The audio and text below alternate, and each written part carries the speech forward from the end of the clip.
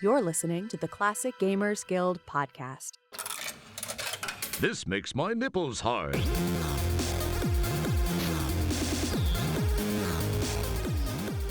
Welcome back to the Classic Gamers Guild podcast. Today, Paul and I are mixing together a few different genres, and not just genres of games, genres of subject of interest. So we're going to mix Jungian archetypes. They're all big words, so you know how I pronounce things. You're just gonna have to put up with me for this episode. You guys should have heard her first intro because it was awesome, and I fucked it up, and this is what we get. So we're gonna mix those archetypes with video game characters, and now we have an episode. Now you can talk. Phew. Okay, man, that was painful. That was a fall from grace. No. I'm kidding. I mean, well, I'm not actually kidding, but I'm kidding to soften the blow. Kidding, if you will. It's hard when you've seen the best and then you have to see what ends up coming out of it. That was like the Tab Cola of intros compared to the beautiful Coca-Cola you gave us the first time. So sorry, everyone. Yeah. I've never tried Tab, but now I taste it. So we're doing, okay, we got a comment about somebody enjoying our Monkey Island 2 episode based on like a little psychological breakdown. And keep in mind, I am not a licensed physician, and neither is Anna. So we're just armchair racers, or whatever the slogan is for your sport of choice.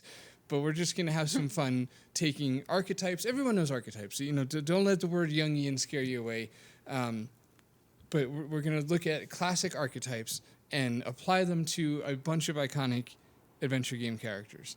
So that's the plan. And we're going to start by telling you about the archetypes first, so we can all get on the same page. It's not like Anna and I have these memorized or anything like that, so we need to go through them for all of our cases. And then, well, hang on. Now, what is an archetype? Because I didn't actually, until we started talking about this episode, have a real grasp on what that meant. Oh, okay. So we should go a step back before. At least for me too. I think we need it for all of us. Okay. Well, hey, you tell us, since you just did the description of it. Give us Sure. a more clinical answer than my 4-minute bumbling one would be. So Carl, the guy with the last name that is differently pronounced or spelled depending on where and who you are, but if you're in the know, you know how to spell and pronounce it properly, so you never have to ask him. He's a psychologist. And he was like, deep inside of us, there are these shared symbols. Ooh. There's these shared symbols or archetypes. And we see them. We see them in myths. We see them in dreams. We even see them in video games. They're kind of like, they're like the building blocks of the stories that we're telling and how we can relate to the characters. So there's like all these foundational archetypes that are almost like a personality. Like, for example, right away, there's the hero. So if you think of the hero from Quest for Glory, as of course I'd bring him up, he embarks on a journey, or she, faces trials and transforms. Like, there's got to be a little bit of all of that. You can't just come in and not change too, right? You have to have a journey that brings you to where you are. And that would be like an archetype on the foundation of archetypes. Nice. Yeah, exactly right. So essentially we see the world through a story, technically speaking, right? So we see the world through stories, and we always have from the dawn of language, let's say. So we've used archetypes as something that repeats itself countless times throughout history, or I should say consistently throughout history. So so these archetypes are extractions. Well, no, they're abstractions of tropes, I guess you could say, from stories that we've been telling each other for as long as we've been telling stories for. Mm-hmm. And Carl Jung basically, put nice little names to all of them, which have more or less stuck, and they'll be familiar to all of you. And Joseph Campbell, who is essentially a student of Carl Jung, and I'm not sure that Joseph Campbell actually had any original ideas. He just did a really great job of dissecting and almost translating Carl Jung especially to the next generation. And Joseph Campbell did the hero's journey, which most of us probably have heard of, especially on the nerdier side of things, the more you get into storytelling and movies and it's hard to be like a Lord of the Rings fan without having heard of the hero's journey, for example. But that's somebody who voluntarily leaves what is easy for what's difficult, goes on this journey, gets knocked down, gets back up again, triumphs, and then crucially returns to where he started and shares the wisdom that he gained. Because you got to do that last part. You have to return and then charitably spread what you've learned to everybody else and to the next generation to complete the hero's journey. So that's probably the most well-known archetype. Right, and that's kind of like in King's Quest IV, when you return at the end, what you're talking about, you have to return with the elixir. You have to bring back something valuable, which isn't necessarily something to save your dad, but in the idea, you've got to look for like healing or truth or something to share to see at the end of the journey. Right. Well, weird. Something just made my old speakers pop, if you guys heard that. But yeah, exactly. And there's a lot of tropes that too, where the triumphant return of the hero to the town who's been desperately awaiting him to show up with the antidote or whatever the case may be. And it happens just all the time, because these are just timeless stories that we've always told ourselves. And we usually like to think of it as like, oh, they got that from that movie, but it's like that movie got that from another story, probably all the way back to St. George and the Dragon, as far as the hero's journey specifically is concerned. I think that's like the oldest known story that we have on record. And it's something like, I forgot the number now, 16,000 years old, something like that. I might have because that it wrong. used to kind of be that it was almost like a hero's journey would be a male-centered journey. It would be like, I've got to go slay a dragon, and I have to go get treasure, and it kind of like adapted to being like, because if it was a girl, it would be like what the heroine's journey or something. But now it's something different, right? It's not even centered on male or female. It's centered on like community or cyclical wisdom. Yeah, I think it's always been the same. It's just like a different, what would you say? Like, I guess nomenclature as far as using hero and heroine. But essentially, it's like, you're the hero of the story, male or female. Yeah. Okay. So let's go through each archetype and just give a quick description of it, and then for fun, let's give a pop culture reference outside of adventure games, just to establish like a measurement. Okay. So for example, the hero, which we've banged on about to this point. So the hero embarks on a journey and transforms through trials. Would be the TLDR situation there. And a good example that everybody knows would be Luke Skywalker, even though I haven't seen really Star Wars. So I'm taking everybody's word for it, but Luke Skywalker, no, even if, and I have seen it once in 1997, but point being is you don't really need to have seen Star Wars to know everything there is to know about Luke Skywalker to a degree, because he is an iconic representation of this hero that's been repeated through dozens of stories. He's just another representation, but a really shining example of it, because especially through that trilogy, he basically, goes through all of the trials, transforms, and, does good with what he learned. So, yeah. Okay, so Shadow. You want to read this one? Yeah. Well, it's kind of like, it's the dark parts of ourselves. Sometimes they're like really villainous and disruptive. And so they're kind of like maybe even the part of yourself that you don't really want to acknowledge. And you even want to tamp it down. But if you end up tamping it down, it ends up coming back. So I don't know, if you're looking at like Neo from the Matrix maybe, or maybe Harry Potter, if you're thinking on that kind of vibe of things. It's like facing problems and having grief and stepping into the unknown and being changed by it, and having to confront your shadow self during that, like your internal rage, or even like your projection of yourself onto other people. Right. Yeah, so the repressed part of your psyche. So it's like it's the shadow is what the hero fears that he'll become. So a good example of that, because I think Darth Vader, I guess, would be a Darth better Vader's example. exactly right. Yeah, Darth Vader's the perfect example. What, you want me to read the notes? Come on. Does your note have my examples on it? It does. I'm shooting off the hip. Gollum. There you go. If you want to go into the Lord of the Rings, Gollum actually, let's go to that. He's a great example of a shadow personality. Right, and then there's a nice. I like Vader for one because he turns out to be a relative of Skywalker, so it's like a nice embodiment of like this is literally who you'd become, or in that sliding doors sense of meaning, like what would have happened if you hadn't made the right decisions, and Yeah. And to your earlier examples before all these were good. I think they were like examples of like an integrated shadow, where somebody, like you said, like by the end of Harry Potter, he's like integrated his shadow and is able to, what did they say? Right, because I was thinking of the snake, because part of him is like the snake and the shadow and the what ended up causing Voldemort to be evil. Yeah, that's perfect for an integrated shadow, where it's like it's better to have a sword and know how to use it than to not have one at all. Like, So you're meaning like that have absolutely no sort of acknowledgement of your own shadow, like the Joker maybe. The Joker would be actually let me stick with that. To have no acknowledgement of your own shadow. I'm not sure archetypically where to go with that. Mm-hmm. Having no acknowledgement of your own shadow is most of people in society at all times. Because shadow work is hard. Like you're having to face things about yourself that you can't stand. Essentially, it's really difficult. Well, he only kind of exists because we created him, and he's like the idea of everything we've ever repressed and denied as a society. Who's he? The Joker.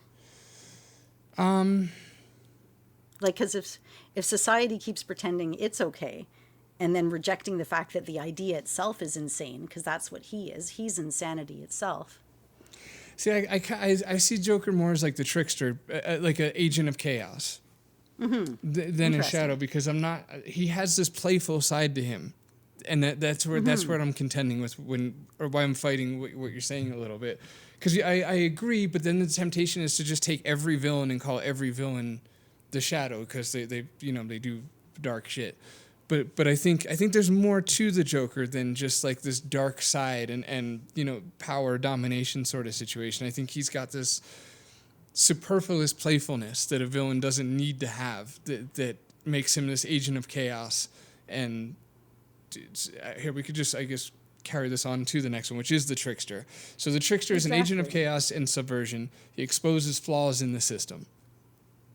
Which actually is, I think, a point you just made a second ago, too, as far as the Joker. So somebody who, I guess I'm really stuck on the agent of chaos factor with someone like the Joker. Loki's another good one. Well, that's like Loki. Yeah, I was going to say, he's the trickster in the way that I keep coming back to Joker being the shadow, because if the shadows does not, like, if you deny your shadow, Joker is the chaos that assumes, or that ends up being the thing. But if you're the trickster, then your chaos is disrupting and revealing and evolving systems. I think there's a heroic and a shadow element to the trickster. For example, I think that the Joker and Loki are both shadowy sides of tricksters, because they generally do bad things. Obviously, Loki's has character arcs and stuff like that, as opposed to the Joker, who's just always bad. But assuming Loki's usually bad, same with Joker. They're more on like the darker side of trickster. But then there's a heroic side of tricksters too, like Deadpool, Bugs Bunny. Bugs Bunny's a really good example of a trickster. He like outsmarts enemies through wit and trickery and stuff. The Cat in the Hat. There's a really good one, and the Thing 1 and Thing 2. Yeah, they bring disorder, but they still teach subtle life lessons. Jack Sparrow. He's very chaotic and unpredictable, but like oddly moral at the same time. So yeah, I guess the point being is that within the trickster category, you've got the Joker and Loki, but you've also got the Mask and Jim Carrey itself as a character. Right. Right, well, that's a decent little like hero and shadow study there, integration wise. Same with the Hulk, I guess, to a degree. Like Smart Hulk is the integrated shadow. Long Don't story worry, short. we are going to bring this into adventure games. I swear to you all. They're probably just relieved to not hear some of the same characters over again. No, that's a great example of integrated shadow. Would be Smart Hulk, right, where he stays in Hulk all the time because he's got control over his dark side. That's the perfect representation of that. Okay, next archetype. Interesting. So then, what would Jekyll and Hyde be? They're completely splintered. So Jekyll and Hyde, I think that's like, again, anybody that just hasn't acknowledge their shadowy dark side and the things that they're capable of. Now, here's something y'all might find interesting on the different points of view we have coming into this. I grew up in a house of psychology with these kinds of books and ideas as part of the framework of my upbringing, but I never studied deeper into it. But it was sort of the framework of everything that I was. And for Paul, I don't mean to speak for you, but from what I see, I don't know how much of it you were involved with growing up, but I see you've gone a lot deeper into it. You've read a lot of the books. You've studied a lot about the archetypes, and you've put a lot of real thought into it, especially maybe over the last 5 years. So both of us maybe are coming at all of this with different points of view, which I find pretty fascinating. Right, good call. It's not unlike a lot of the adventure games that we've played, where you'll come at it having played it as a child and not recently, and I'll have come at it for not playing it as a child. Yeah, same thing going on there. Yeah, I spent the last 5 years quite obsessed with the category people like Piaget and Carl Rogers and Jung and stuff like that. So, yeah, it's fun. It's from what I understand, it's quite a Jewy tendency to get into philosophy and psychology. So here we are. It's a whole thing. Yeah. Okay, wise old man. Yeah, okay. Well, I mean, we can both probably hit it off pretty quickly with the obvious. You're going to be Splinter from the Mutant Ninja Turtles. Nice. Let's leave that there. That's perfect. Yeah. That's beautiful. Offers guidance and spiritual insight. You do Splinter things. Gandalf, I guess, will be a less fun version of Splinter, yeah. He's like Mr. Miyagi, maybe. He's all about like self-control and humility and inner peace over aggression and all of those kind of martial arts philosophies. Yes, good call, Miyagi. I have absolutely nothing else. We'll swiftly move on to the next one, which is the anima or animus, which anima, besides being Italian for soul, is would essentially be the anima, let me get this right, would be the feminine aspects of the male, and animus would be the masculine aspects of the female. So it's your inner opposite, a guide to emotional or spiritual wholeness. And I only have one example for this, and I really like it, which is Trinity from The Matrix. That's actually a good one. I don't appreciate the way you said actually, but thank you otherwise, yeah. Thank you. But yeah, that's exactly it. That's kind of like it's like it's your gendered opposite, right? It's who okay but it is but expanded to that is a spirit guide. Right. And it helps you see what you don't see. So like for Neo, let's say, like that femininity exposed him to the beauty that was worth fighting for and things like that. Whereas in a female, the masculinity might be like the strength to fight on, etc.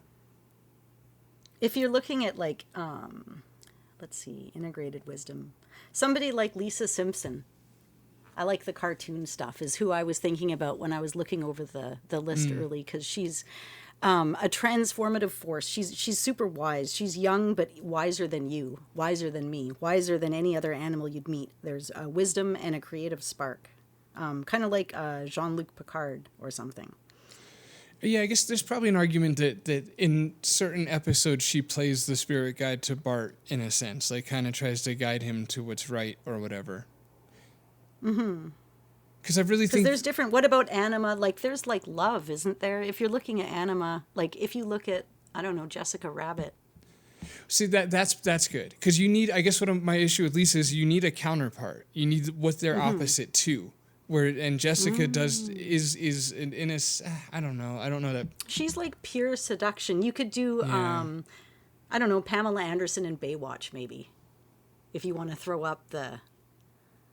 I never saw Baywatch, but she would have to have been the opposite to Hasselhoff.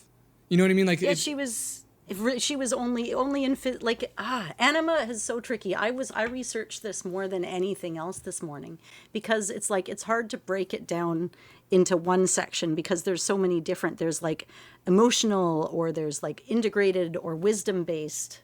This one really played with my head a lot. Right. Well, I guess we could expand it to characters, for example, male characters that have like a feminine grace about them, or female characters that have an integrated masculinity, which that shouldn't be hard. That Mel Gibson movie, right? What Women Want. I've absolutely never seen that. It's where he ends up, he's like a super sexist dude, so he ends up having to like he had to like shave his or wax his legs and go through all the female stuff and dress like a woman, or like Shallow Hal, but in a different kind of way. I'm giving you nothing there. I'm sorry, because I haven't seen him. Right. No, and if other people that are listening maybe will go, yeah, maybe that. Right. Exactly. I heard them just now do it. 2 of them in the back there. Robin Williams in The Birdcage. Maybe.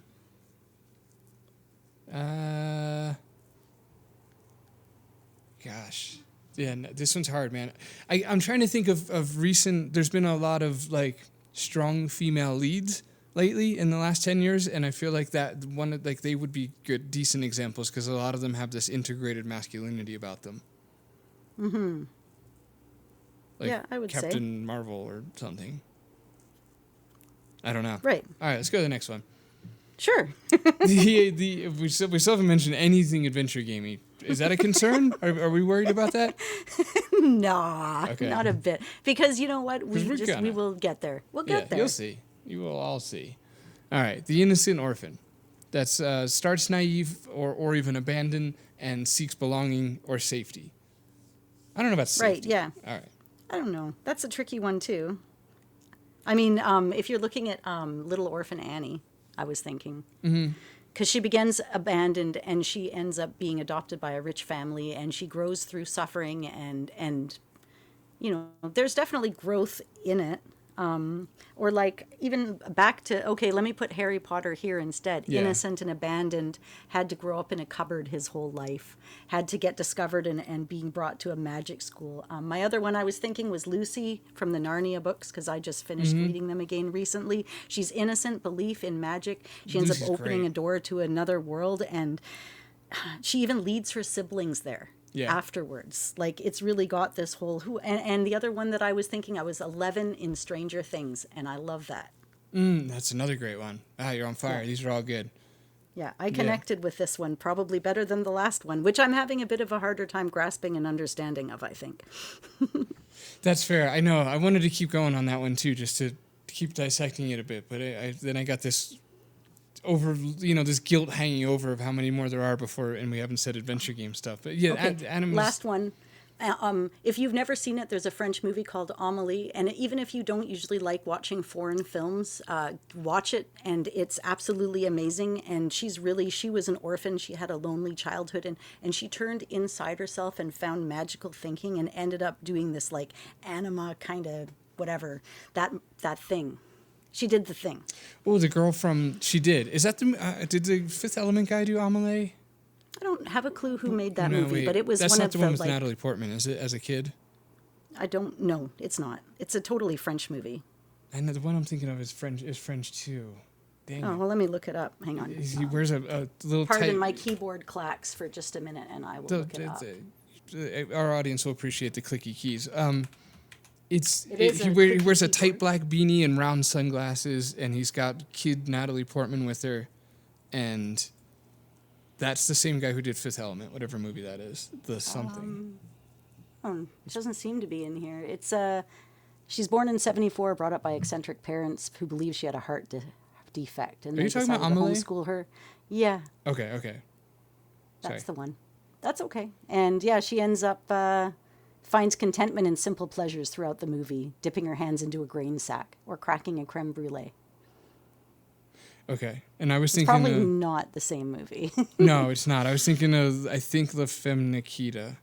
Oh, yeah. No, this is just a charming little movie. And honestly, if you've never watched it and you don't think you want to watch a French language film from 2001, you're wrong. You actually want to watch this joy of a movie. No, I wasn't thinking of that. I was thinking of The Professional. Sorry. Right. Because I That's had to okay. piss somebody off listening who's like yelling to set the thing because they're like, I know exactly what he's talking about. I just had to validate that. It's The Professional. Okay, sorry. That's Anyway, okay. great choices. Yeah, Harry Potter's awesome. Lucy's awesome. I like 11 the best. That was a great one. I'll throw one in the hat. Wally. Yes. No, that's a good one too, and adorable. Love Wally. Poor little guy. He really was just seeking some belonging and/or safety. Naive and abandoned all alone, that big ship, what have you. Okay. The part of me still is very tempted to go back into animus stuff. I know that was interesting. If anybody wants to see us get into it, send us a message and ask for that, and maybe we'll throw it up on Patreon sometimes. We'll get into it. Archetypes.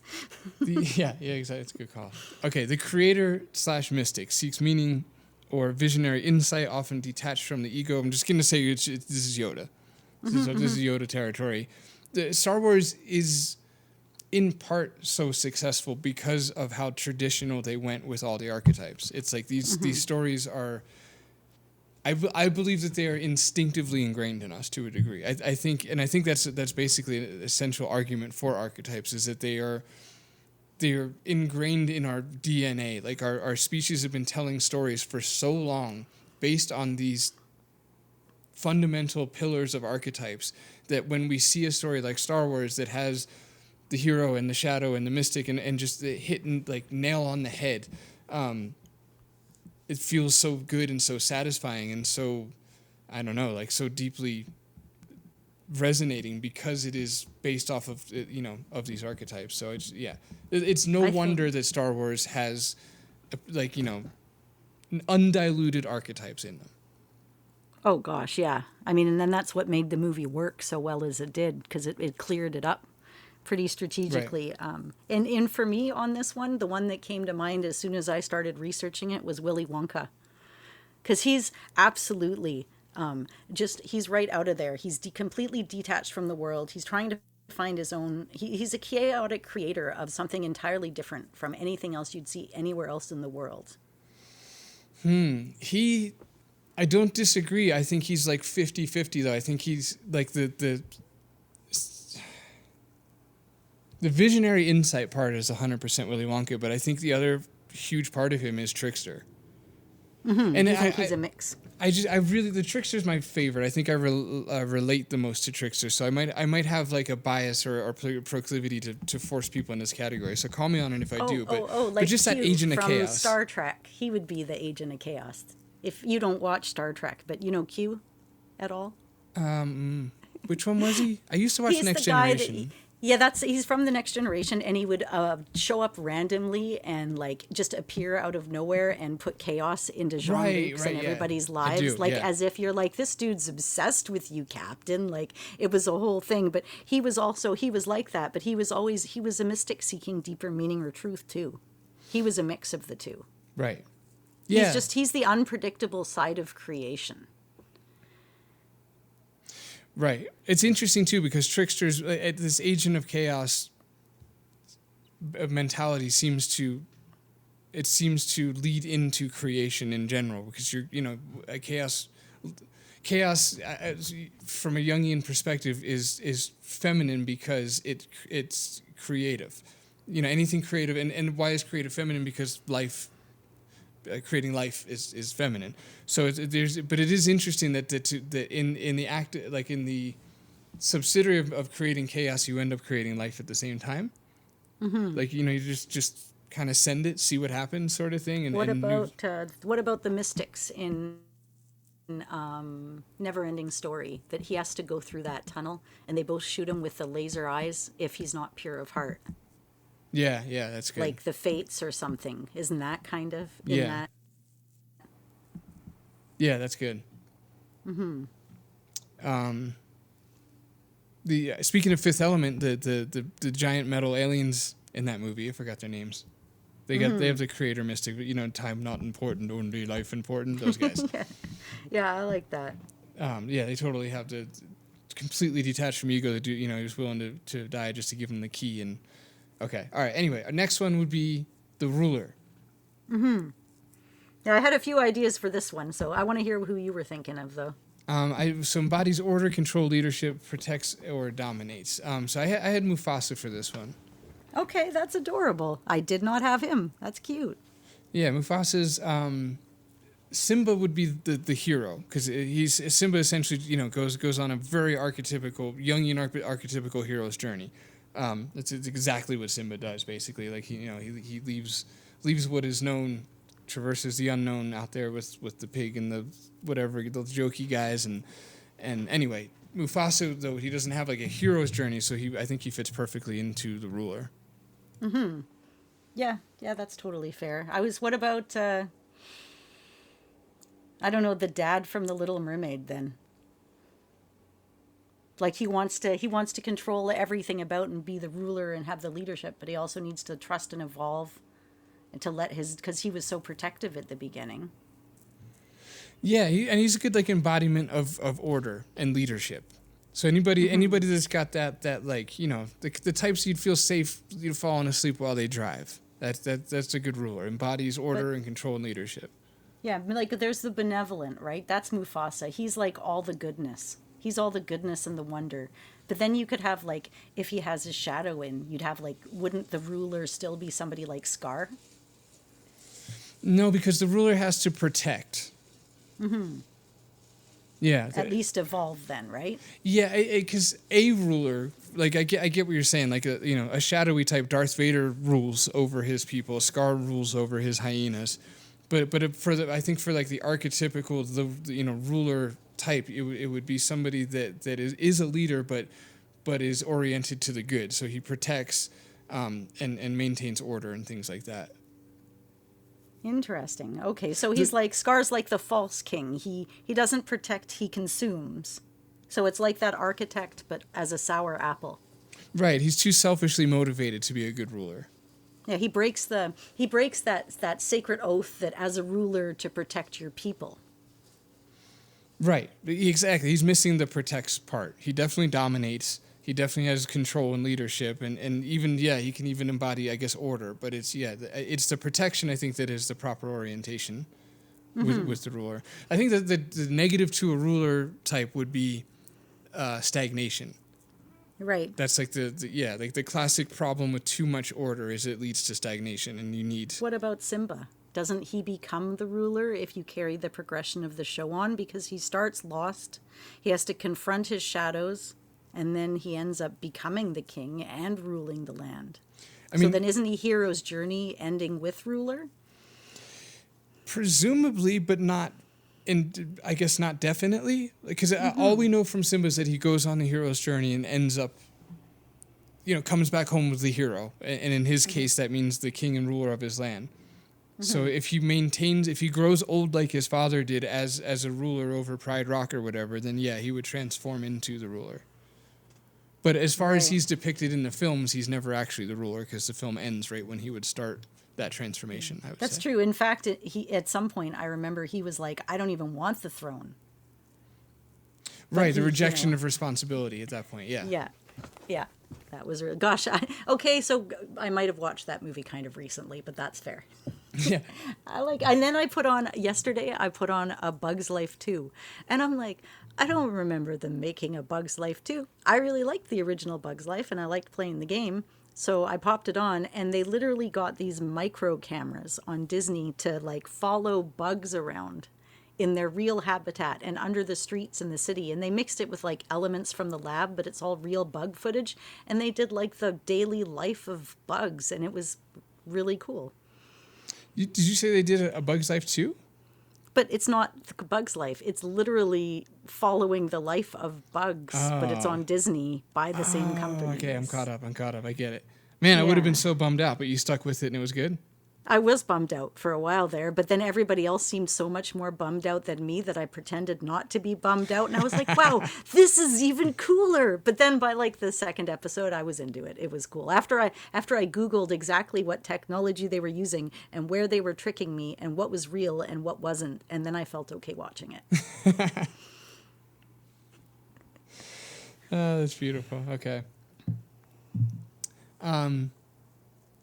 So next we have the caregiver. Yes. This one's hard. Which is somebody who she's not only does she or he nurture, but like they'll sacrifice themselves as well. Like classic example, and this is the one I had to put in because I knew that there is absolutely no way that Paul would be Toby from Quest for Glory 4 because he protected Tanya and took care of her and then ended up having to sacrifice himself to have her not be gone. And it was one of the saddest moments in the series. So. Well, sticking with the lingo for this episode, I like how you've made Quest for Glory transcend adventure games and brought it into pop culture as a representative. It's right here in pop culture. Oh, you want a real person? You can, we might be able to come up with one of those. But I had to put that out there immediately because I felt like we hadn't talked about Quest for Glory since I talked about the hero archetype. Right, you were just itching. It's been a lot of this episode. Actually, we haven't gotten to anything adventure. All right, let's keep getting through this. We didn't know we'd spend a lot of this episode on this list. Is what happened, and hopefully, Shan, hopefully you're still there. If you're not, then this our bad. The caregiver. Anyways, the clear answer is Marge Simpson. Obviously. Okay, quick definition: the compassionate nurturer. He or she helps others often at their own expense, and I think I have the best one for this one. I really do.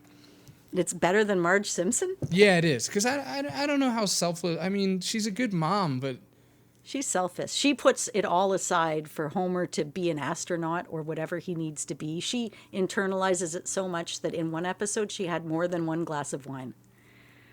I guess I'm not sure how much of like a compassionate nurturer Marge is. Like I'm not saying she's not. I'm not saying she's not. I'm just saying I don't know if she's exceptionally nurturing. She's the kids just kind of fuck off and do what they're gonna do, and she's just like or whatever. She holds her whole dysfunctional family together. I don't know, and she totally evolves over the course of the show because I've been watching it since I was like 10. So. I don't know. Her love is fierce and not passive. She'll take down a bully, I think she's just a good mom, though. I don't know. I don't know. I guess I don't know where the line is between the caregiver as far as the archetype and just like a good parent. Mm-hmm. Okay, here's who's your person? Right, I need to know. Let's see if so you can see where I'm going with this. I picked from it's really obscure, but not super obscure. But I picked Baymax from Big Hero. Because he spends and if you guys haven't seen, it's the Disney movie, was it Disney? I think it was Disney, with the big balloon looking robot. Have you ever seen it, Anna? Mm-mm. Okay, he spends his role is to protect the kid through it. So he's like this sidekick along an adventure, who's nurturing and selflessly protecting the kid at all costs at every turn. Mm-hmm. That's a good one. Or do you want me to argue with it? No, I'm okay with it. It's totally good. Now I'm really stuck on the difference between a caregiver and a mom. Well, it's just for Marge, I think her caregiving is her entire identity. She's not just a good parent. To be a parent, being a parent doesn't have to be everything. She cares for her family, even though they totally don't care at all for her. She organizes, what else? She organizes her whole church. She's not role bound. She's an internal, it's more symbolic. I think the idea of Marge as a caregiver is the symbolic. You can see yourself in Marge as the caregiver and the nurturer. I know why I reject her as the answer. Sorry, I know you were going for the opposite there. Yeah. Okay, hear me out though. I think it's because the caregiver should be a nurturer and caregiver and all of these things we're mentioning to anyone in need, to anyone. So I think the difference between a good parent, let's say, and the caregiver archetype is the parental. It's not bound by a parental role. Mm-hmm. Does that make sense? Like Marge is the way she is with her own children, as she should be. Because that's what a good parent does. But I think the caregiver, it's about being like that, but not with your own children. It's about being like that with just like anybody. Mm-hmm. Well, she's the eternal nurturer. She'll nurture anyone. It's not even just her children because she has to. Her identity is her role for her parents. She'll nurture you. She'll nurture the church. She'll nurture Bumblebee Man because he has no place to live. It's just her identity as the caregiver. Okay. Oh, what about Mother Teresa? She's one of my favorite fictional characters. Yeah, I love her. Wasn't she great in that show? Oh my God. Such a. What was that show called? Like CNN or something weird like that? Something like that. All right. That's good. Like I'm just gonna we're gonna give you Marge because one time she took care of B Guy. so I guess She did. All right. The next is the Seeker, which is not just a position you play when you're playing Quidditch.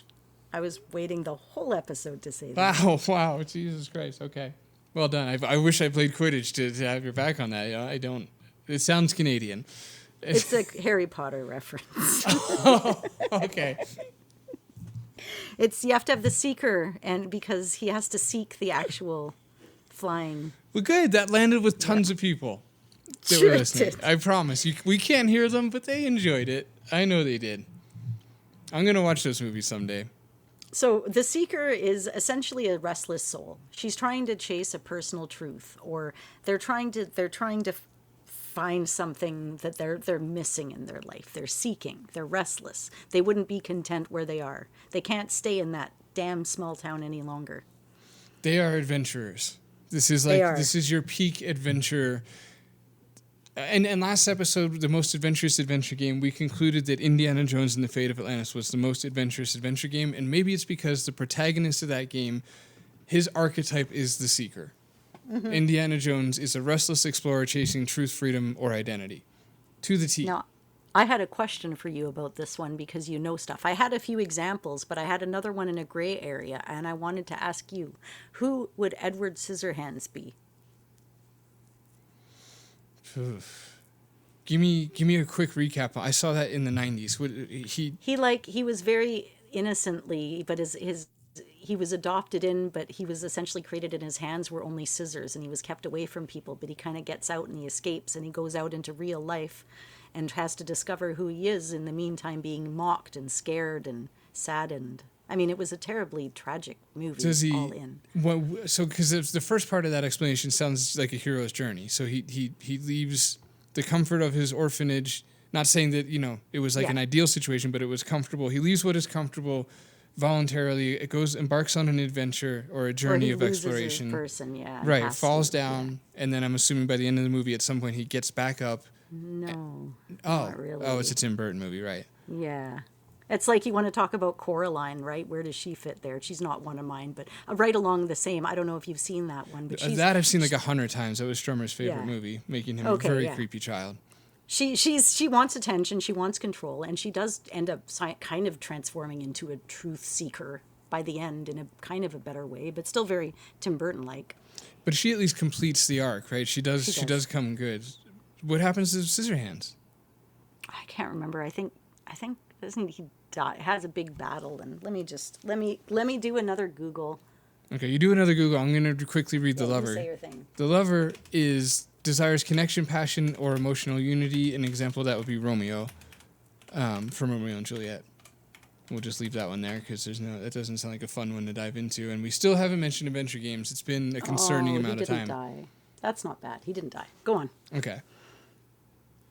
Realizing he can never return to the neighborhood, he tells Kim goodbye. Kim kisses him and tells him she loves him. She tells the townspeople that he is dead so he can live in the mansion in peace and not be bothered anymore. But I don't know if that's growth. Right. It sounds like a deconstruction of the hero's journey. Yeah. All right. Okay. Well, we did the lover quickly because it's no fun. It's Romeo, desires connection, passion, emotional unity. It's, I was just to say my example very quickly for that was Ash Ketchum from Pokemon. Okay. He seeks mastery, but he's always discovering. He's never done evolving. It's also Pokemon, right? But that's that journey. Okay. Of the seeker. I mean, restless soul. Okay. I like cartoons. What can I say? I spend a lot of time. I didn't mean to sound so pleased off on that, but no, I don't know. I don't know a lot of things. It turns out I don't know Harry Potter. I don't know Lord of the Rings. I don't know Star Wars, and I don't know anything anime at all except for Akira. Ash never gets where he's going, even though he wins everything. He always goes to new places and new people. He's driven by curiosity of everything. I've watched so much Pokemon because of my kids. I'm sorry. He's even when it's the wrong road. Like, he left his home when he was like 10 years old. He left everything, all of his past glories, and he was like, it's okay to do bad. There's no safety nets. He seeks connection and victory everywhere he goes. He is very much the seeker. And he never gets there either. But his journey, he changes along the way. He's like a modern Goku. I'm sorry, I keep bringing up things you don't know. But I don't think it's your fault at this point. I think it's at some point it has to be on me. Please, no more things. I really like anime. I'm sorry. But the people listening will say, yeah, Goku, hero's journey. They get that. Yeah. And, the ruler and, the seeker and, What's your the lover example? The lover? Yeah. Okay, well, first off, let's say, like, the lover wants connection. The lover wants, like, heart and soul and essence and emotional depth and everything, right? Sailor Moon. Wow, fantastic. She's so emotional. She's so romantic. She's so protective. The whole idea of the show, okay, is kind of based on her being the lover, but in such a, like, innocent, pure, sweet, but also making grown men feel ways that they shouldn't kind of a way. Well, that got a little weird at the end there, but I was on board for the first half. Because I'm like, how old are these girls? But I didn't really think about that side of things. But I don't know. That was my example. Her and probably Belle. I like Beauty and the Beast. Her love is compassionate. Her love is like, it's a transformative love, because look at what she does to Beast. That's how important her love was. Or, like, I don't know, but my question for you, Paul, here's the one I was wondering about. What about the prince in Sleeping Beauty? The prince in Sleeping Beauty. Because he has to kiss her with love, and it's the kiss of first love's kiss and all that. That's what wakes her up. Okay. Yeah, are you saying, does he fit into the lover, or just what would he be?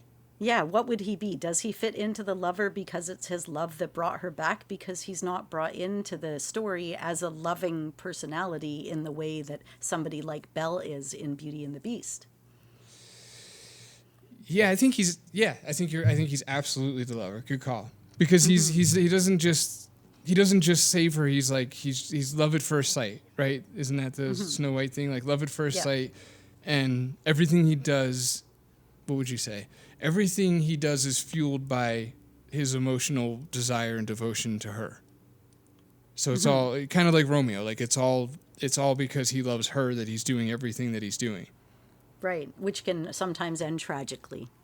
Unlike the dude in, like, Tangled, for example, like he's kind of like, first he's like maybe more interested in himself, and then he falls for her and shifts goals and ends up kind of transcends into the lover. But at first he's more after his own riches and things like that. Whereas the prince from Snow White is always just love at first sight, and then from there it just bam, like, just devoted to her.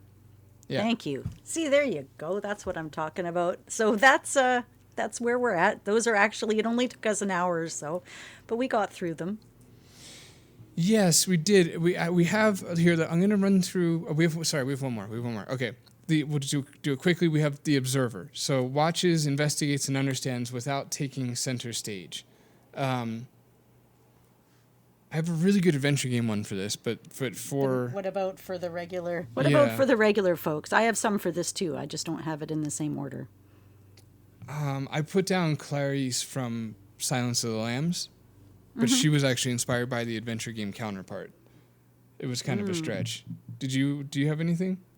Yeah, I was thinking Wile E. Coyote. I mean, I know he's a trickster, and I know he's a shadow, but he's also constantly, like, overthinking everything, and he's caught in a failure loop, right? But he's always having to see where things are going and what's happening and where they're going, and it's just, I don't know, higher mind stuff. Yeah, he's got a dash of it. I think the issue there is that he constantly takes center stage. Right, he does. you could go, okay, I'm sorry, I'm doing this to you again. What about Luna Lovegood? She's in Harry Potter. She sees what everybody else misses. She's got this like quiet wisdom, but and like everybody always dismisses her, but she's got all these deep, deep layers. Sorry, what was her name? Luna what? Luna Lovegood. What's she Whatever. from? Yeah, it's Lovegood, I think. She's in Harry Potter. Dang it, I don't know Harry Potter either. I know. I'm sorry. But that's for the people that do know, they can be like, yeah, because Paul doesn't know, he can't argue with her. So what she's saying makes perfect sense. Right. But she's the mystic. She's connected to like, I don't know, death and... Well, wait, is she the mystic or is she the observer? She believes... I can still argue it. You can. She watches everything, okay? She sees the truths, and everything is non-linear. She doesn't analyze. She's not like, she is intuitive. She's not just observant. She sees through illusion. But I think she's also a mystic, and maybe even the seeker a little bit too. I think a good fallback for the observer would be to go by detectives. Mm-hmm. Like Sherlock Holmes or Nancy Drew would be. I think they'd be observers. Because the investigative types are usually, what's the definition? Watches, investigates, and understands without taking center stage. No, you're right. Nancy Drew's one of my video game examples, so you're right. Oh, she counts as one, right? Good call. Yeah. Yeah, she totally does. Or like, I have a few others. Okay, I have others for other sections. Let's talk about video games. That's what we're here for. Do we have others? Are you wanting to talk about the adventure game specific archetypes first? No. Is that why we're talking about? No. Okay. Just because we spent so much time on that, let's just move to the adventure game stuff. Yeah. Because it's been, I feel bad for everyone if they're still here. I think they might be. Well, kind of what we're going to do, as far as I can see, is we've taken all of them and we've already broken them down. We don't need to go through them all and classify them. We're just going to talk about a bunch of different video game characters and kind of bicker gently back and forth as to what we think they are and where they kind of sit, which really sounds like a lot of fun to me. I'm into that. Man, yeah, that sounds like, right, that was adorable. We're just going to bicker gently. That's how Canadians bicker. Right, it's just, yeah, good, thank you. I was just going to say, that's a Canadian fight. Just let me have a shot of maple syrup here and I'll be ready to go. All right. Okay, all right, so here's what we'll do. Let's just run through a ton of adventure game characters and see what they are. Let's start with in the beginning. There was King Graham. Well, I mean, you would assume he's probably a leader. Right, so we'd have to give him... he would be the ruler or the hero? I think he would be the hero and then the He's ruler. a hero but emerging ruler, kind of like he faces a transformation over time. Ooh, he's like what you proposed for Simba. But in his case, we got to see what happened once he became king. Right, because he's not even ruling by blood, he's ruling by virtue. He's kind of like, he's grounded with suffering he endured, but then he's willing to go on quests himself rather than delegate. And that's like a ruler trait to me. He leads by example. He's not commanding over people like Scar would or something. He always would choose mercy over like vengeance. And he totally accepts the burdens of leadership. And it's like a dignified acceptance. But later in the games a little bit, he becomes more of like a protector and caregiver. And then, I don't know, have you played the remake from 2015 yet? Like, No, I don't know a lot I about haven't. it, but I was looking at what his story arc was because I wasn't sure where he ended up. And if you accept it as canon, he kind of ends up being a sage, reflective and patient later on. I would say, okay, I'm going to tell me what you think about this. I think he starts out as the hero, and he goes on a hero's journey, and that's what lands him the throne. And then he becomes the ruler. Because the ruler doesn't have to necessarily be hands-on. It's essentially just embodying order, control, leadership, being protective. I think you were right earlier though with Scar, because I think because I think the ruler can can, instead of protect, can dominate. So that makes the ruler quite tricky, that it can go either way. But such as, being alive is messy. It's not, it's purposely not so simple. Anyway, we'll stick with King Graham. So I think he starts as the hero. He goes on a hero's journey. Then when we get to King's Quest 3 and 4, I think he plays the role of the ruler, where he's just, the safe, comfortable leader of Daventry. And then we get into King's Quest 5, where I think he becomes the hero again, essentially. Well, yeah, he has to be willing to take it all on, right? Yeah, because later on, he like, as I said, he becomes the protector as his children start going out. Like in King's Quest 4, he's not even at all the ruler. He's completely like laid up, and Rosella has to take That's it on fair. the quest. So she's like, he's symbolically almost passing the archetype torch to her and saying, right now, I can't be this. I need you to figure out how to learn to be this. Right. He's like a placeholder for a ruler in that moment because he's in bed sick. Yeah, that's a good point. Well, okay, so I'll still stick with vaguely. Starts out as a hero, becomes the ruler, becomes the hero again because he has to go out in King's Quest 5, and that's a trope that we see. I think it happened in Star Wars where like they have to go back out again and have another adventure. And then I think, I'm just completely speculating, but I think that the 2015 Odd Gentleman remakes would be, he plays like the wise old man. Yeah, he's like, he's passing on he's patient, and he's like... offering guidance and... Yeah, he's the wise man, the elderly man that has the wisdom that you now need to respect because he's been there and done that. And if you listen, maybe you can go there and do it too. Yeah. And learn from his mistakes. Which makes me laugh. I was thinking of Herman Toothrot. He's a good, almost antithesis to the wise old man, the very irreverent wise old man. I like that. Just Well, if bad we're going to advice. talk Sorry. about Graham, we should probably mention at least his daughter. Yes, good call. Okay, Rosella, what do you think? Well, I mean, she's really brave and vulnerable, and she was sent on like... I almost put her in like... She's like a seeker. I don't know. She's a caregiver, but she was not dependent on her father because he passes the torch on to her. And it's hard because she's so different. Like in the 4, she's almost like a heroine and a caregiver, and she's out there seeking and doing stuff. And then by the time you get to 7, she's an independent woman looking for adventure, and she's a lover. She's not really the heroine so much anymore. And then, she's a future ruler though, because she's got like a legacy of a symbolic role. So she's dealt with all these things like death and decay and curses and wishes, and she has to find her compassion and how to be assertive. So I don't know, she's the heroine, I guess, the hero. She's definitely the hero in King's Quest 4, for sure. I mean, that's a pretty complete hero's journey because, again, she leaves what's comfortable and goes into the unknown and falls down and gets back up and returns to her village with the antidote. Kind of like the exact example we laid out at the beginning of the episode. So, she's definitely the hero in King's Quest 4, embodying the hero's journey, to be more specific. But what does she do in 7? Like, I've not played 7. Why does she leave home in 7? Right. She goes, I think she was trying to, I think she went into the underworld, right? She deals with, she has to save her father again. She has to, what was it? Oh no, she was confronting Militia, and she travels through fantasy, and she's trying to, I don't know, make her way through bitterness and rage to find herself almost, in a way.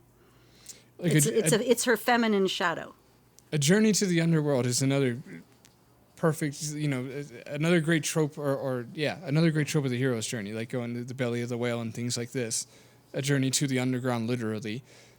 So that just sounds like another hero's journey. Mm-hmm, it does. Because after all, she had never been on an adventure, or whatever she says in the beginning of 7. No, she's like, I want to go on adventure. Why can I never go on an adventure? And they're like, girl, calm yourself. Whoever wrote that line must have worked on Space Quest 6, man. No. They don't like playing the previous games. Okay. I did put down for her. Did I send you the copy of this that has my archetype? I'm looking at your actual notes too. Yes. Okay. You had her as like a, I don't know, innocent, isn't it, or something, evolves into a seeker or something. Let me pull up. Yeah, no, exactly. I had her Yeah. as the innocent and the seeker because she starts out naive. She's not really abandoned, but she is seeking. I guess I put the innocent just for the naive part, and then, but I guess you could argue that any hero at the beginning of their journey is quite naive, and then the seeker. I disagree with my choices. Yeah. I don't think she's either of those, because she's not a relentless explorer chasing truth. She's forced into these situations, not forced in, because she answers the call herself. Voluntarily answers the call. But it's not like for fun. Like Indiana Jones is just like bored, so he goes on he goes on adventures. Right. Where she is responding to crisis. So yeah, I'm just gonna stick with the hero on her. Yeah. Yeah, that makes sense. Okay. All right, let's move on. Did you want to skip out to Guybrush for a second? Right, good call. Well, let's do Alexander and then that'll wrap up King's Quest and then we'll go to Guybrush. Okay. I've got Alexander here. I put him as the lover. Because it seems like a pretty well. Okay, I guess I'm just realizing now it's a bit short-sighted. I was only looking at King's Quest 6. I kind of forgot about 3, but for the purpose of 6 only, everything he does. 3, he grew up terribly. He did not have a good upbringing. When he first started his journey, he didn't even know who he was. Just a sense of like there must be more. So he was like immediately he was like a seeker. He had to be because he didn't know anything. That's a really tough. Okay, I'll just to compartmentalize. He was definitely the lover in 6 because everything he does is based on Kasima, right? Kasima. Okay, I lost faith in that. Yeah, he's like the lover, maybe the redeemed prince or something. It's all about. He faces all of it, the riddles, the death, the fear. Everything he faces in that game is for the love. Is it based on his devotion to her? So, okay, he's a lover in 6. In 3 is really tough because I wouldn't say it's a hero because he's escaping prison as opposed to leaving somewhere that's comfortable.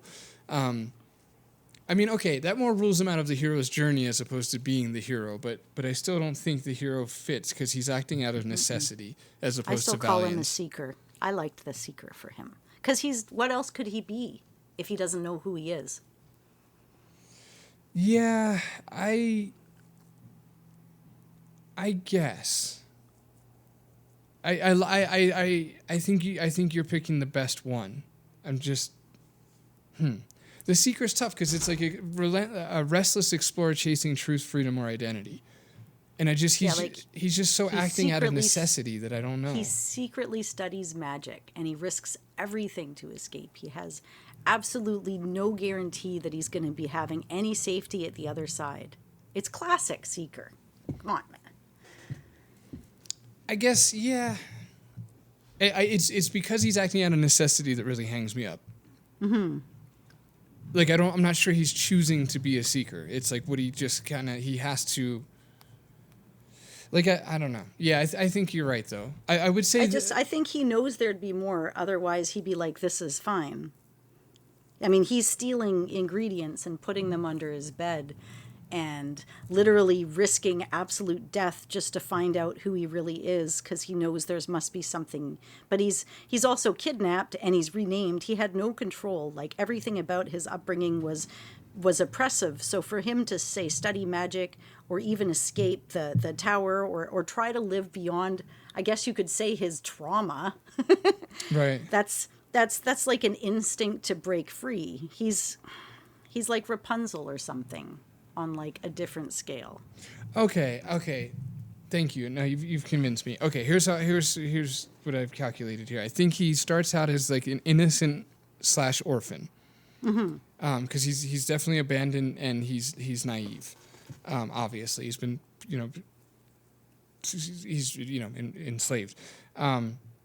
Like another, I think anybody in that circumstance would be kept naive by their captors.